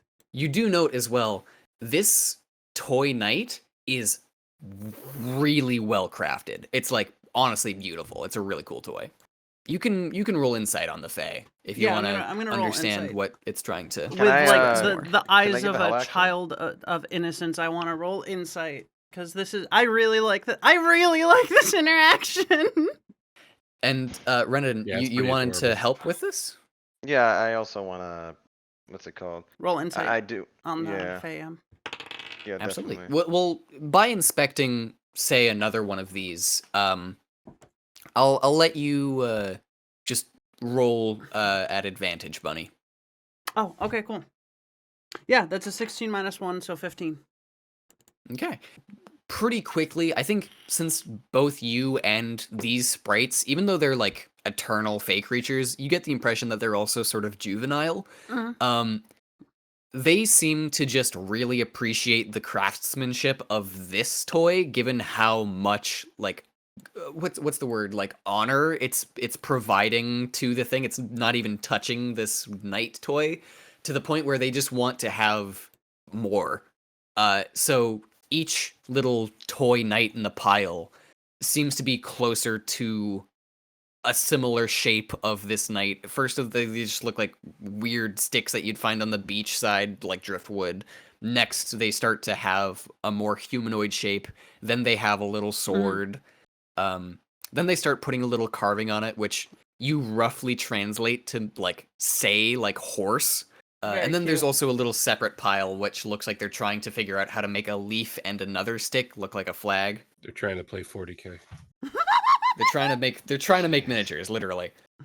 That's really cute. Hide your ultramarine. They're trying to get as many ultras out as possible. I think Oh, Bunny God, not would more. take the woodworking tools out. Not that whether or not this would be for an adult insulting to a fae, I don't think she would know. She would take them out and she would offer them up to this fae. They let the people of the city use to make that. I think you see it sort of chirping, and then it just holds up the wreath that it's got in his hand and like politely shakes its head. Okay, yeah. I that's pretty universal. And then it dances back down this way, and waves at you, She and then waves just back. sort of goes back to making little figurines. Her curiosity again gets the better of her, and she's gonna dash up this way. Shit. Okay. I You can't stop a 4-year-old girl in a fae forest. It's really fun. Here we go. listen. I'm barely following what's going on here. For someone tell me what's going on here. I will let you all know. You did hear as well that the lumberjacks were missing their magic maple wreath, Mhm. which this is absolutely where it's gone. Whether you want to act on it is up to you. We could just ask for it back or for a new Mhm. one. And I can't necessarily negotiate that. I I'm don't know how to probably the speak one. Fae. Do I speak Fae? Let me check. None of you do. None of us do. I don't think I do. Bunny's gonna walk up to this giant tree, and also Hello, pretty tree. Hello. The figure in it almost it's clearly not moving, but it like moves with an invisible wind. It's um, not moving, but it's moving. it's fae shit. Yes. Sorry. Yes. Like a scarf hair coming out of the back of it is flowing, but you get the impression that this is going to be about as responsive to you as an actual tree is. To which another one of these sprites like flits around and then looks to you and sort of just mimics lying down, and it doesn't have eyes, but if you could see eyes, you think that it's mimicking closing them. Mm. Bunny's going to mimic it, lie down, and close its eyes, close her eyes, right next to the tree. Alright. It like comes back up and pokes at you, She comes back up. flits back this way. Hello. Do you speak common? Oh yes. Oh, okay, good. I was. Okay, good. Oh, that's when I- really good. Like, that's just really good because there's no way Bunny would have asked that question. She just assumed that she wasn't supposed to understand them. You just hear Groot just go ah. Well, the whimsical fantasy and magic in the air is just gone now. Whimsy and shit. Fuck. Yeah, it's fucking gone now. Hi. Don't suppose you know where that wreath went? Oh. Our wreath. Yes. We took it. Oh. Oh, the lumberjacks are looking for that. Is the pact yeah. broken? That would be and it points to the big tree again. It's them. Like, fucking Reinadon is visibly nervous now. Hearing that he didn't get an immediate no from is the pack broken? On a lackadaisy day does a yet terrible wind bask in sing-song sun and billowing branches. They're the one who care. We just play. Can I roll something to try to make sense of any of that? Sure. No, that Yeah, I was made gonna no, no, say- no. That made perfect sense though. Yeah. Really? What you don't Yes! get on a lackadaisy day does a great yet terrible wind bask in sing-song sun and billowing branches. What's so strange about that? Yeah, what the fuck? No, it actually did kind of make sense though. Not Kind really, of, but no. not enough for me to get anything from it. Would this be like I a have it written history down. check because maybe this was written down by someone, or is this more of a? Is this a different check? What intelligence? Would it be insight? That's history. Yeah, History. what's up? I got a 12. Okay. I think with a 12, you would specifically latch onto the phrase billowing branches as the, like, abbreviation of what the head of the Fey court's name is. So from context clues and knowing how fucking weird Fey are, you get the impression that on a lackadaisy day does a yet great yet terrible wind bask in sing-song sun and billowing branches is probably the name of the archfey of this commune. And wait, I'm gonna have to say all that every time I mention them? I don't like that response. Are they like pseudo dragons where their names are like based off of feelings? I mean, well, Fae are sort of beings of dance and poetry, so you get the impression that they just sort of say shit, and that's what people call them. Bunny's gonna pop her eye open. I am so asleep here, right, to speak to billowing branches? Mm-mm. Oh, then how do I speak? Papa is asleep. It dances over this way. Doesn't like the cold. Starts dancing back aggressively. You have a funny smile. Why do you think Poyo stepped away from Bunny's gonna go everyone? hug. Bunny's gonna go hug the tree to try and warm him up. Aw, that's precious. It is the stone is quite cold, but you get the feeling of somewhere someone appreciates it. Oh, I love this interaction so much. Oh. that's sweet. You can roll insight if you'd like. Yes, please. Yeah, sure. Oh, fell off the table. Ooh. Oh, still. 18. 19 minus 1. You get the impression that this is less like you trying to initiate conversation with the great Fey court, and this is more the kids are playing around while their dad is asleep. Oh no, that was definitely the case. Don't get me wrong, but Bunny's Yeah. also a child and just absolutely enjoying every second of that. She's Absolutely. never really had a lot of chance to be playful like this, so. Oh, Why did you come here? Oh, also, you dropped this. And the Fae will hand Poyo, because he's the closest to them, just the stone maple leaf back. oh, Oh, thank you. Mhm. He politely takes it. can I do? Is spell sense a mechanic in this engine? Absolutely. Though, as a non-magic user, you might find it a bit hard. Yeah. You can attempt it, but I'm gonna say since you're not a magic user, since you're in a very magical area, I'll let you, but it's going to be at disadvantage. Okay. Reinadon would so- probably. And be this is better by fact that you are simply not a spellcaster. for that. Oh! All right. Oh! Oh no. Oof. What'd you roll? What'd you roll, Panda? A 1, a natural 1. Ow. Oh no. And the other one was an 18 too. That's a fucking bummer. Hey me, hey me.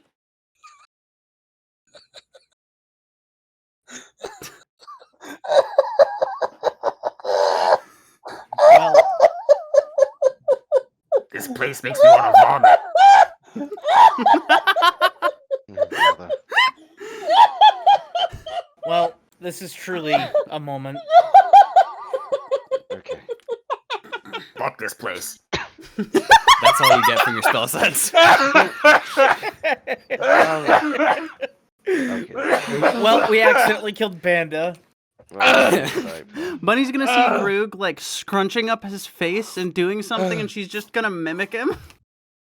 What is it? Voices in my head. He's like Miss Piggy when the puppeteer crunches their hand in. Just like I'm gonna do the same thing. She's What is mimicking it? It's in him my head. exactly.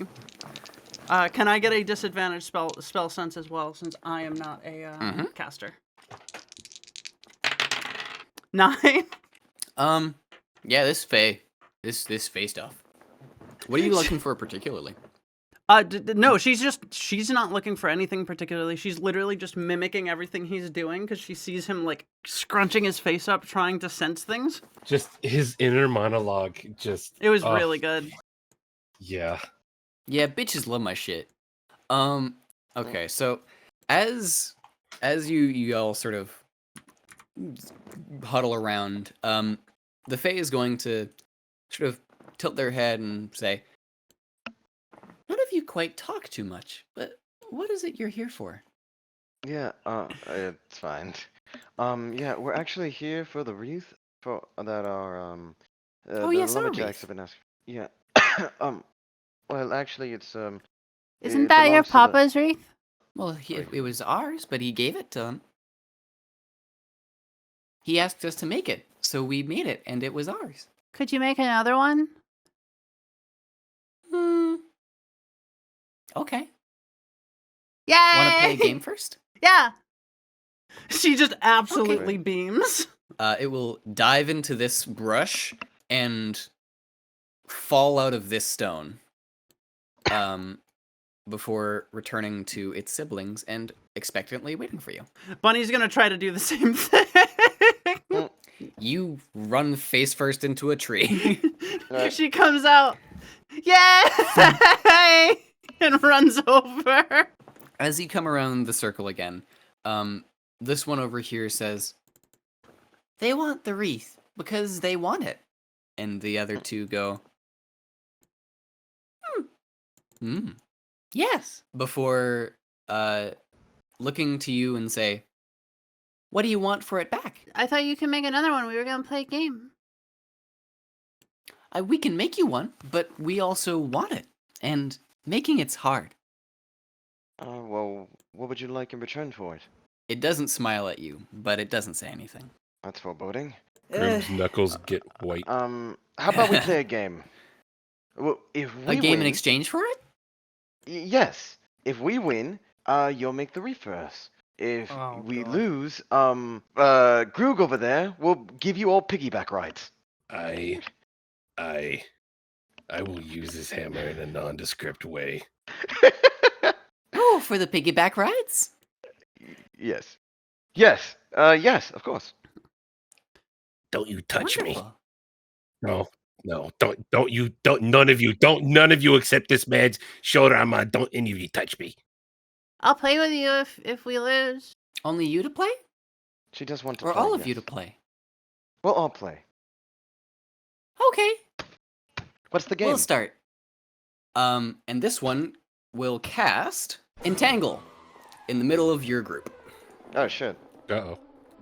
Would that affect me if I'm still on this man's shoulder? Probably not. Okay, then I'm immediately jumping off right away. Okay. I'm gonna sit here by this tree. And just eat my jerky. All right.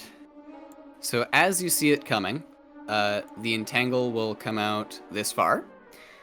God damn it, he says. And we will start initiative.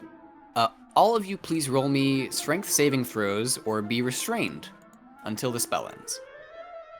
I got 10. I rolled a flat 13. I got a 13 as well. I got a 5. Oh, 5. Okay. So only Reinadon is taken. Oh, this is not fun. Bunny, it is your turn. Bunny, not knowing that she's in danger, or in an actual combat situation, because she just thinks that they're playing, she's gonna, I think, run up here, try to place a hand on the maple sprite, and say you're it. Mhm. What kind of roll would that be? Just an attack roll? Yeah, let's do an unarmed attack. Okay. Dexterity? I'll allow dexterity, yeah.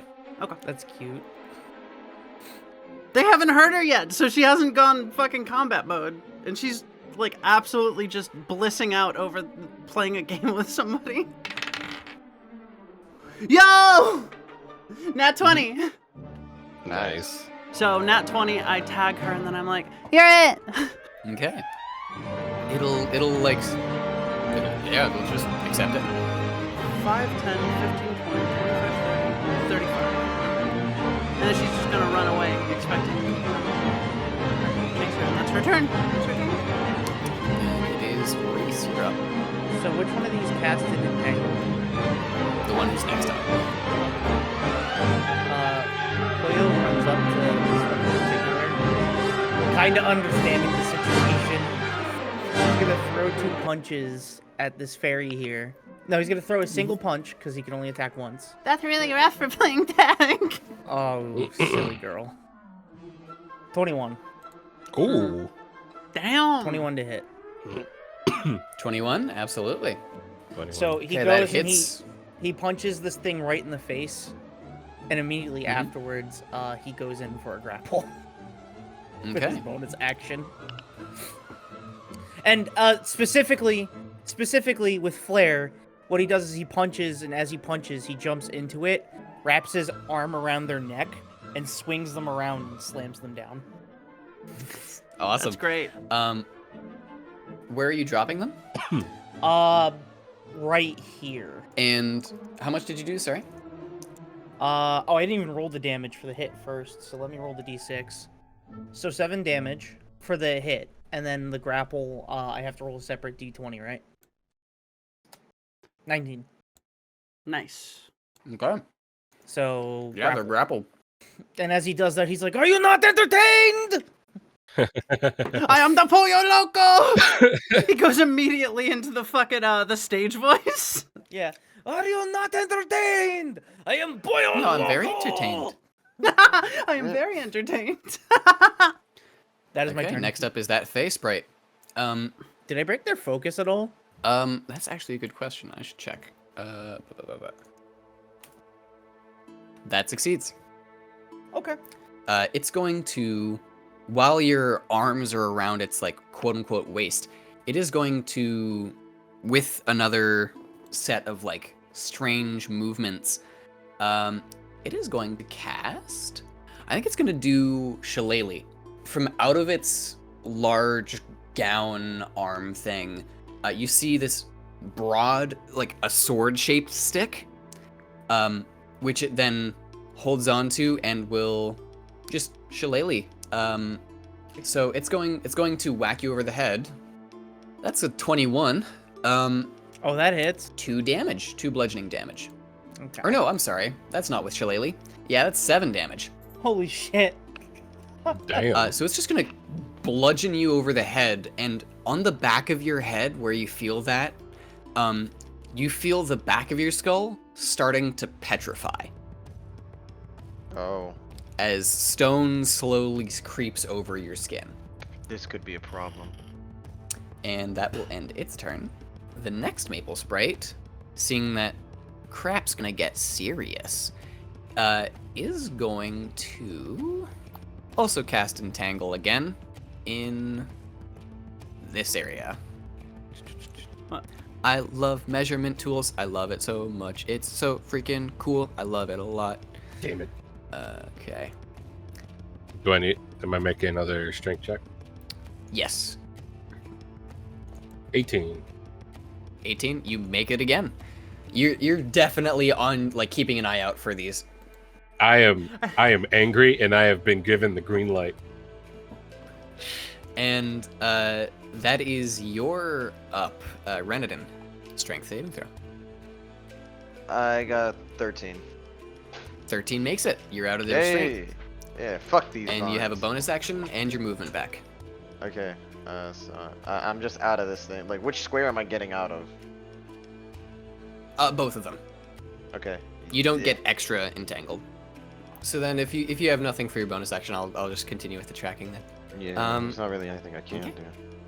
That's all right. Panda, you're up. Move down here, and then I am immediately going to use my hammer against the face of the Fae that is in front of me. Okay. It's sort of Donk. singing and dancing right now. Cha-cha-cha-cha-cha-cha.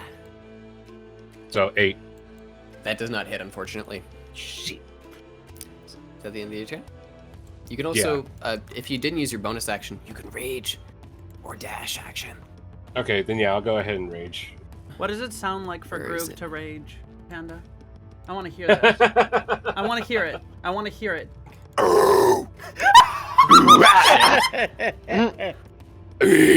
He's just Okay. battle screaming. Maple Sprite here is going to cast Bark Skin on itself, raising its AC. Before flying, thinking that you're not really trying to attack it too hard, it is going over to Reinadon. Are you going to hit it with a opportunity attack? Oh, you mean like attack of opportunity? Yeah. As it flies out of your range. Yeah. Oh, so, then yeah, he's definitely gonna try to do it again. Okay. bonk. Make a swing.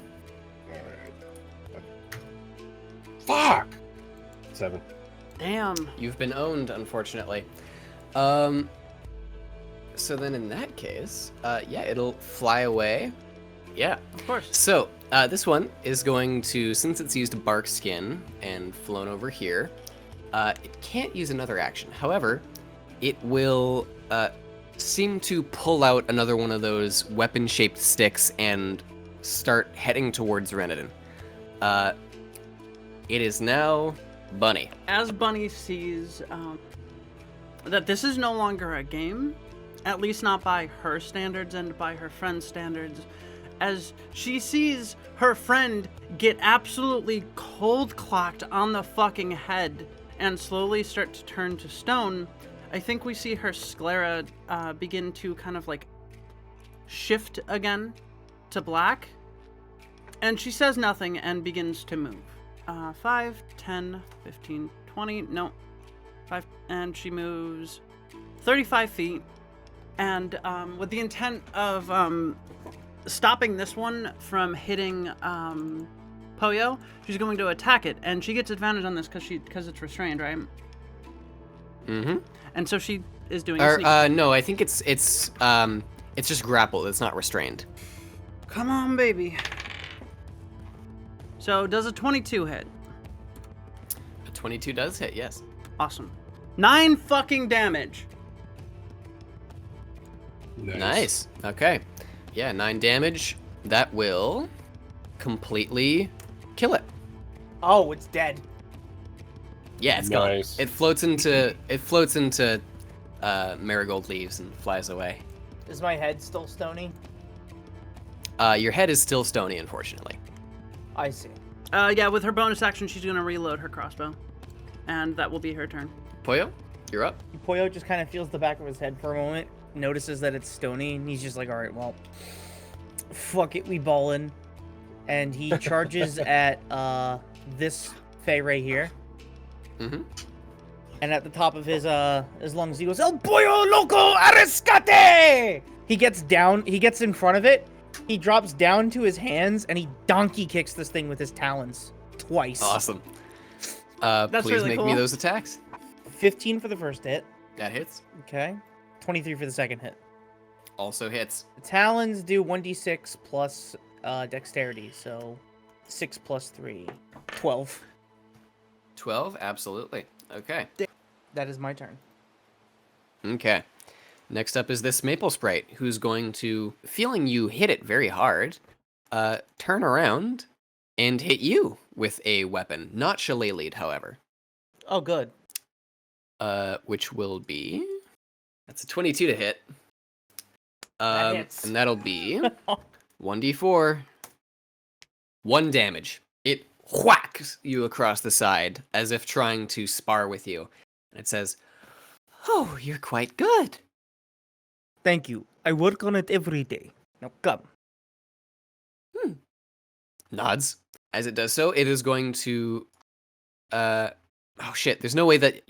Oh my gosh, wow. Attack of opportunity. There is a reason Yeah, Bunny it's well moved done. there.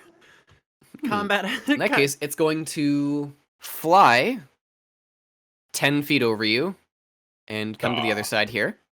And then Is that still an attack of opportunity, or?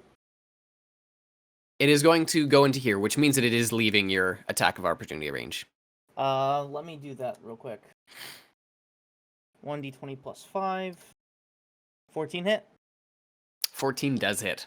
So, he sees that it does that, and he's gonna do a punch at it.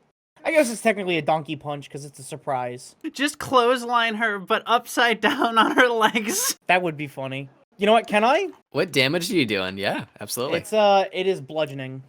8 damage. Damn. 8 damage? Absolutely. Okay, so you do that exact thing. You clothesline her, and she just turns into a shower of those same white petals that flatten against the rock. They don't even make it inside. Immediately after she dissipates, he gets down on both his knees.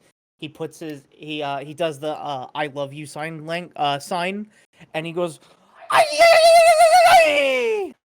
Also, as you see that one also fall into a shower of petals, the two of them both pop out of this, and seem to be not participating in the fight anymore. They're simply sitting on the rock and patiently waiting for it to be over. And then this one is not its turn yet. So Reinadon, it's you. I use frostbite on the little guy in front of me, and the way that I do it is I do have some nitroglycerin, fucking liquid nitrogen that I just kind of keep in there. Little flask thing. Yeah. Yeah, frostbite. Absolutely. That's a 3. So it takes roll me 1d6 damage, and it'll have disadvantage on its next attack roll. That's a 4. 4 damage. Okay.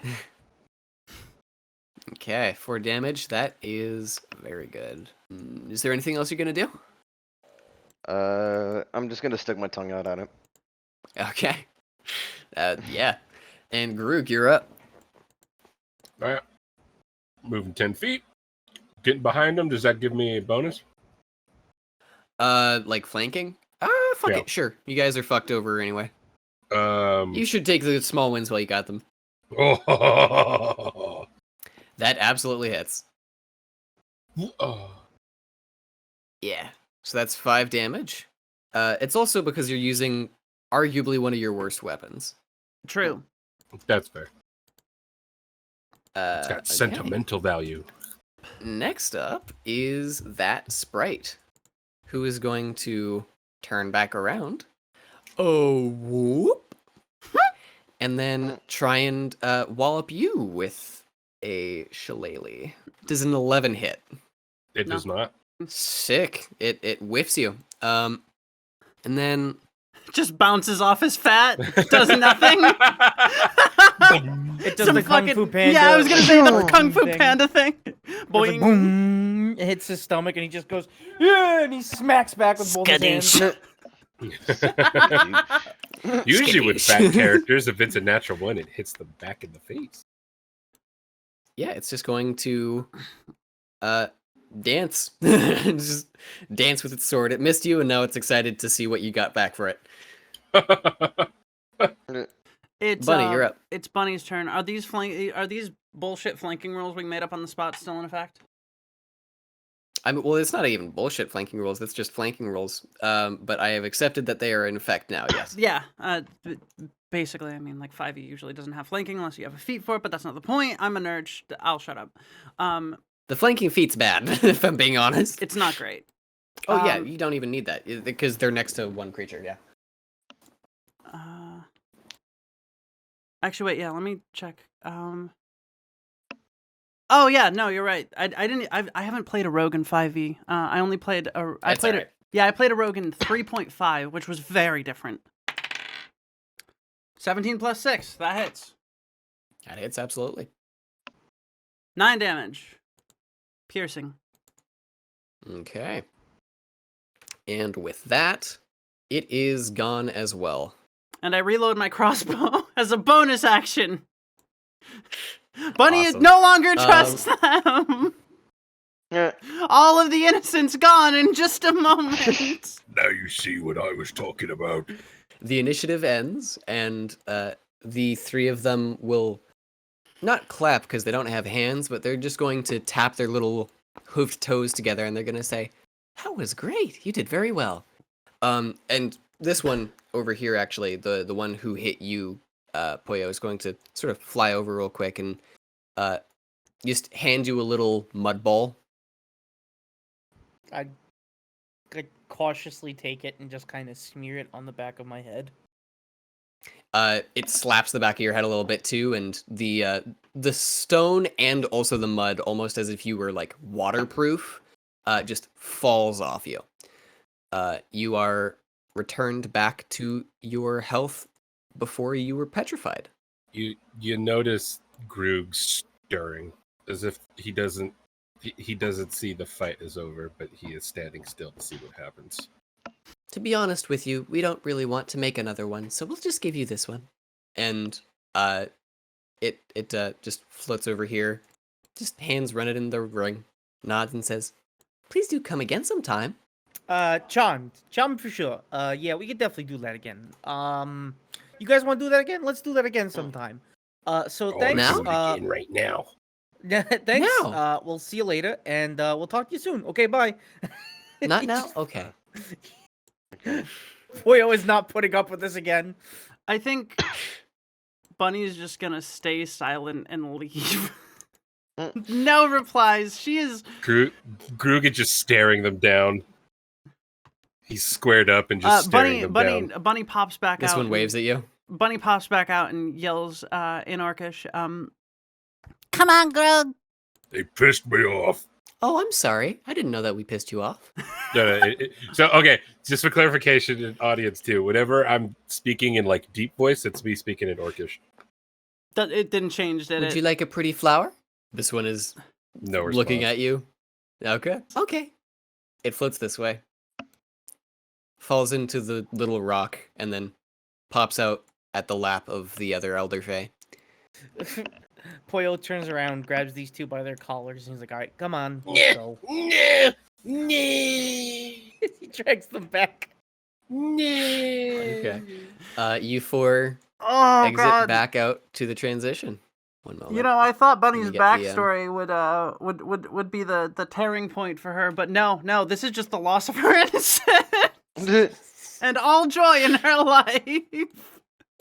Fairies Epic. are fun. I love loss of joy. I told you to be careful. Nobody listens to Reinadon. Stepping away from the seat of much verdant growth and light on this island, the ground underneath you breaches much more to a path of dead leaf and exposed roots, with the once trodden boundary stones marking the wield's presence now in front of you again. Though, as the wind picks up once more and you feel that floating feeling in your stomach start to settle, there's also an eerie quiet as something far away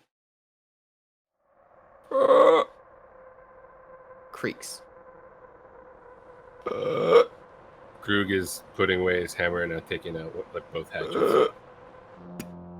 Like a slow, repetitive series of crashing trees, you see something still yet camouflaged in the distance, slowly galloping nearer, then in your path.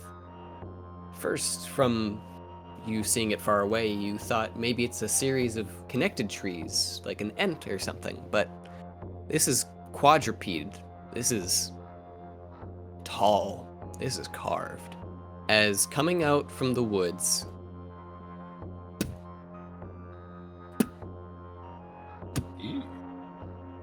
a tall, carved wooden horse with the same blue sort of flag that the small knight had starts to creak out of the edge of the woods. Groog will now put both hatchets away and take out a piece of jerky. Toys. Toys. It says, creaking a voice out as if trying to smash like rotten wood against each other like vocal cords, hoping that maybe if you pretend, it could sound like a voice. Okay, I take the piece of jerky and I just raise it to his head. This thing is 20 feet tall. It slowly bends down, creaking and cracking. It's almost like a large animated hobby horse as it looks down at you with a weird painted eye and says, Toy. Food. Need. Toy. I take the jerky and I like try to rip it in a way where it. I think I'm gonna walk up and Bunny's gonna point north. Point. You toy. No. That way, toy.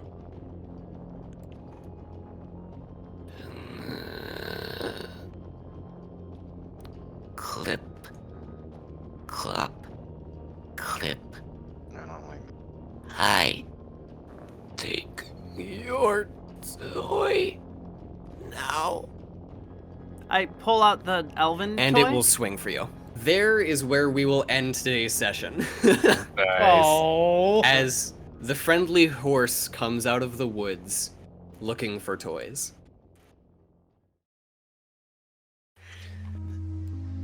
The leaves rustle, and the floor still colder, clearly outside of the sort of enchanted forest that our heroes are at.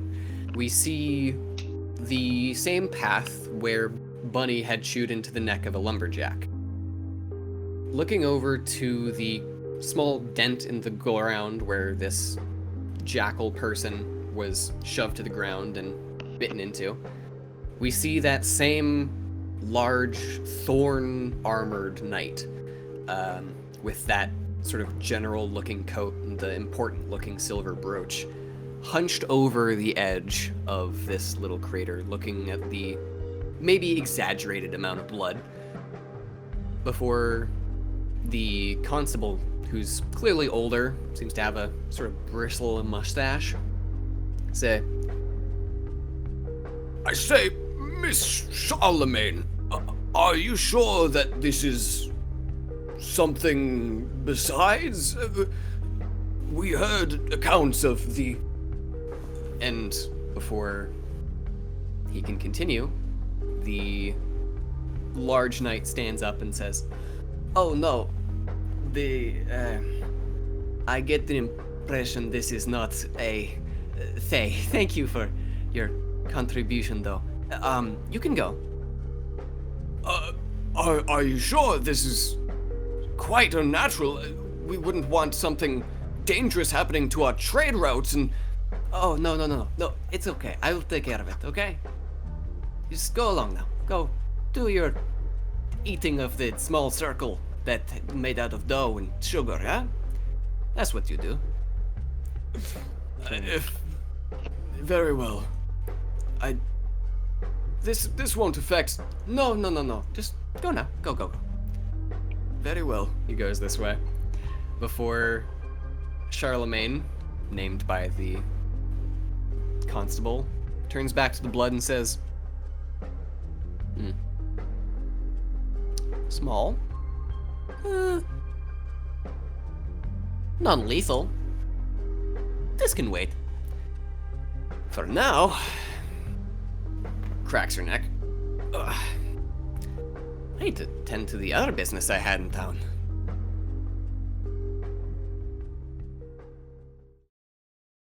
A month later, we finally get to play D&D. Thank you for playing with me. Thank you all. Thank you all for listening to Rusted Boar Regnomancy.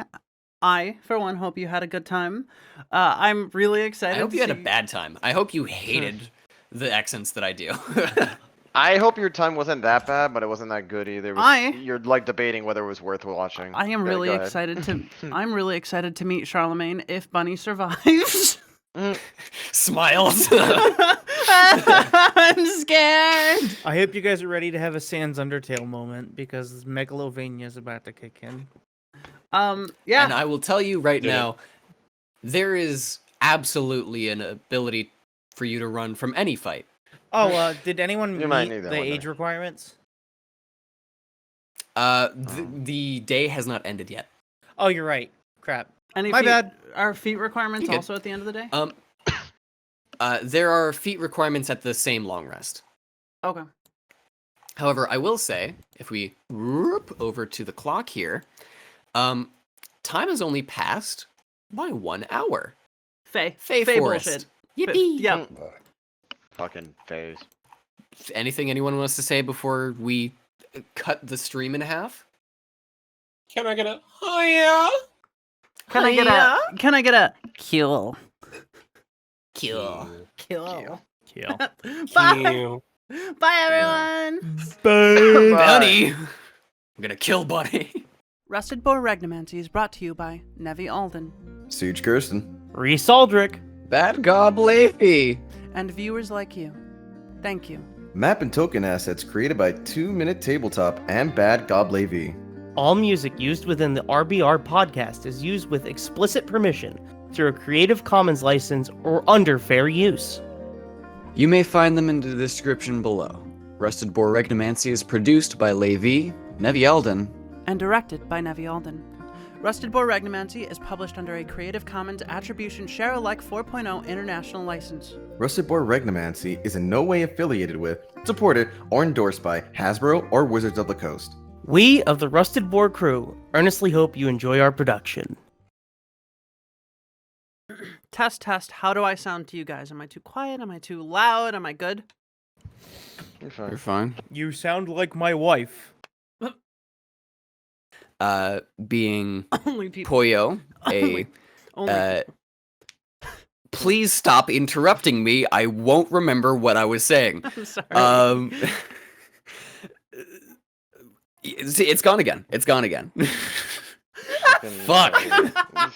Bitch. Poyo, you were talking about the 4 people. Thank you. Poyo. You were yeah. there screaming like a baby. Not like a baby. Like a man. Like a manly man. A baby man. Dude, you're like 12. Shut up.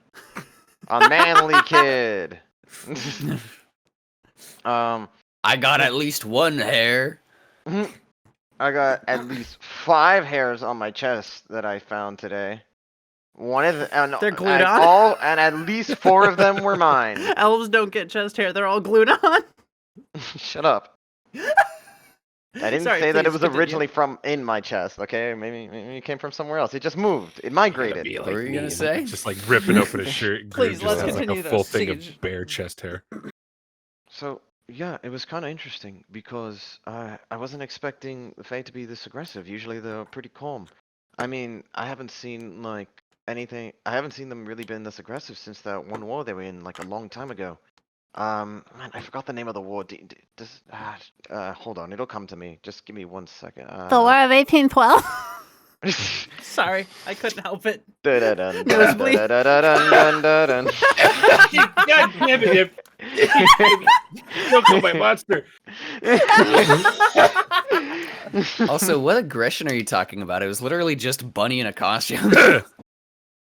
Basically, we Yeah. tricked the loggers. Well, Bunny specifically tricked the loggers into thinking she was a Fae spirit and that the pact was broken. Because Bunny doesn't know about like what the pact really is, and she just wanted to scare them off. In the long Okay. term, this could mean really, really bad things between the Fae and the people. It might even start a war.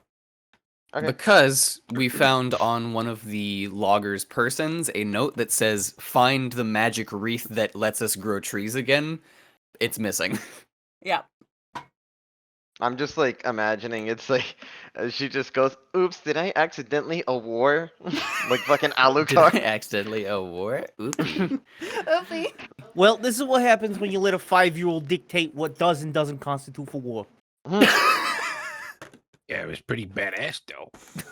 I didn't say it wasn't, but like this is going to have serious My God, repercussions on the local trout population. God The fucking amount damn of it. sinew out of that bite she got, that was I'm trying to impressive. sleep. Hey, fuck you. Fuck you. Yeah, fair enough. And he just sits down and eats jerky. Guildenkrantz and Fergustein or whatever. I don't fucking know. I have no idea what you're trying to say. You try again next time, champ. Thank you. Rosencrantz and Guildenstern. Thank you. So, Like Called Goku. Bunny bit heavy. Hey, it's me. No, I said bunny. It's me, Goku. Hey, it's me. perception. God damn it! I almost said, "Hey, it's me, Goku." Hey, it's me, Boyo. Oh, hey, where you two going? Groog was just gonna show me something. I don't know if he wants me spreading it around, so. Phrasing. Boyo sits there, thinks for a moment. You know, all right. You two do what you want. Groog, I swear to God, if you do anything weird, I'm gonna beat you. There's nothing weird. He's just showing me how he has so much meat on him, like at all times. Oh my god, phrasing!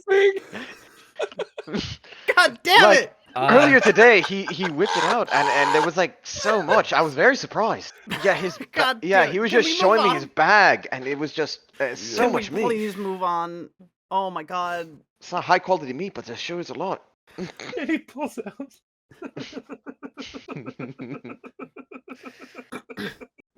I'm sorry, I'm such a fucking child. Fucking god.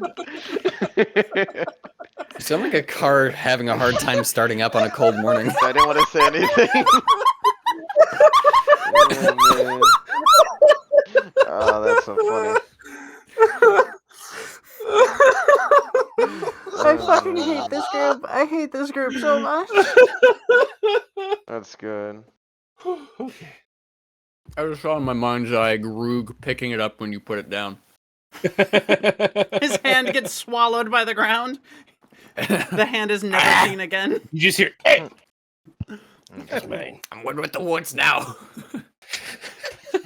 He's the club druid. I guess I'm one with the woods now. My name is Groog. I speak for the trees. He gets Oh, a lot God. of mileage. Man, out I of wish Shillelagh. the trees had more weed. Not the head of the College of Vexation, but like the mascot. Yeah, no, for sure. Groog would definitely be the mascot. For context, Panda, we have a college of magic called the College of Vexation. Oh my god. And it's got like spills like the cantrip, which creates a tripwire. Which makes it so that you have to roll a saving throw or lose X amount of feet or fall prone depending on how bad you fail your saving throw. All Vexation wizards are taught to get the most out of magic missiles, so they get more first level spell slots. Because magic missile is essentially the fuck you to spell casting. Hey, you're doing a concentration? No, stop concentrating on that spell. Go fuck yourself. They're anti-wizard wizards, basically. That's literally their whole thing. They can summon starflies, which do 1 damage and have a random effect every turn that they're on the field. That's fucking hilarious. It sounds like a wild mage, except funny. Well, it's a wild mage intentionally trying to like trip the fucking annoying ones. Mm-hmm. Like they're not trying to win, they're trying to fuck someone over with a beard full of feathers. Yeah, basically. It's funny as fuck. I love Vexation wizards. They haven't come up a lot because in most of the cases that they've been in, where the players, when I was DMing, were against them, they kind of just never ended up having to fight them because players are clever and weird and they do different things. And then there was just one that was trapped and turned into moss. That was cool. Yeah, I make ABDL or what's Stop! Whoa, what? ABDL Stop! content? What? Big damn load content. Ah! I come into the camera. I need to get it out too, okay? The This isn't getting in the so episode. much worse. That's going on the Insta, I hope you know. Fuck no, it's not. You don't know the password to it. It's gonna be on the outtakes though, and everyone's gonna know that there's an Insta. That's linked. That's linked to my fucking personal account. I'm not having my mom look at that. Dude, my friends sent me like 7 invitations to an Instagram live last night at like fucking 1 a.m. literally after we had our call siege, and it was them trying to get me to just like talk to them, but they were so fucking drunk, and I was like, hey, I'm so sick, please, I need to go. And then I got a notification that was AV's mom has joined the call. I was like, oh, cool. I love CEK. just to pause for a moment. My favorite is when there's a video and there are 18 ad breaks in it. Damn. They want to make it back their AdSense money, you know? Yeah, It's just I how love it when is. there's loud ass like ad breaks during ASMR videos too. It's great. Yeah. Remember, guys, in session 0, he said, we don't want any child death. And then he proceeded to put us up against a 20-foot tall wooden horse. Toy and play.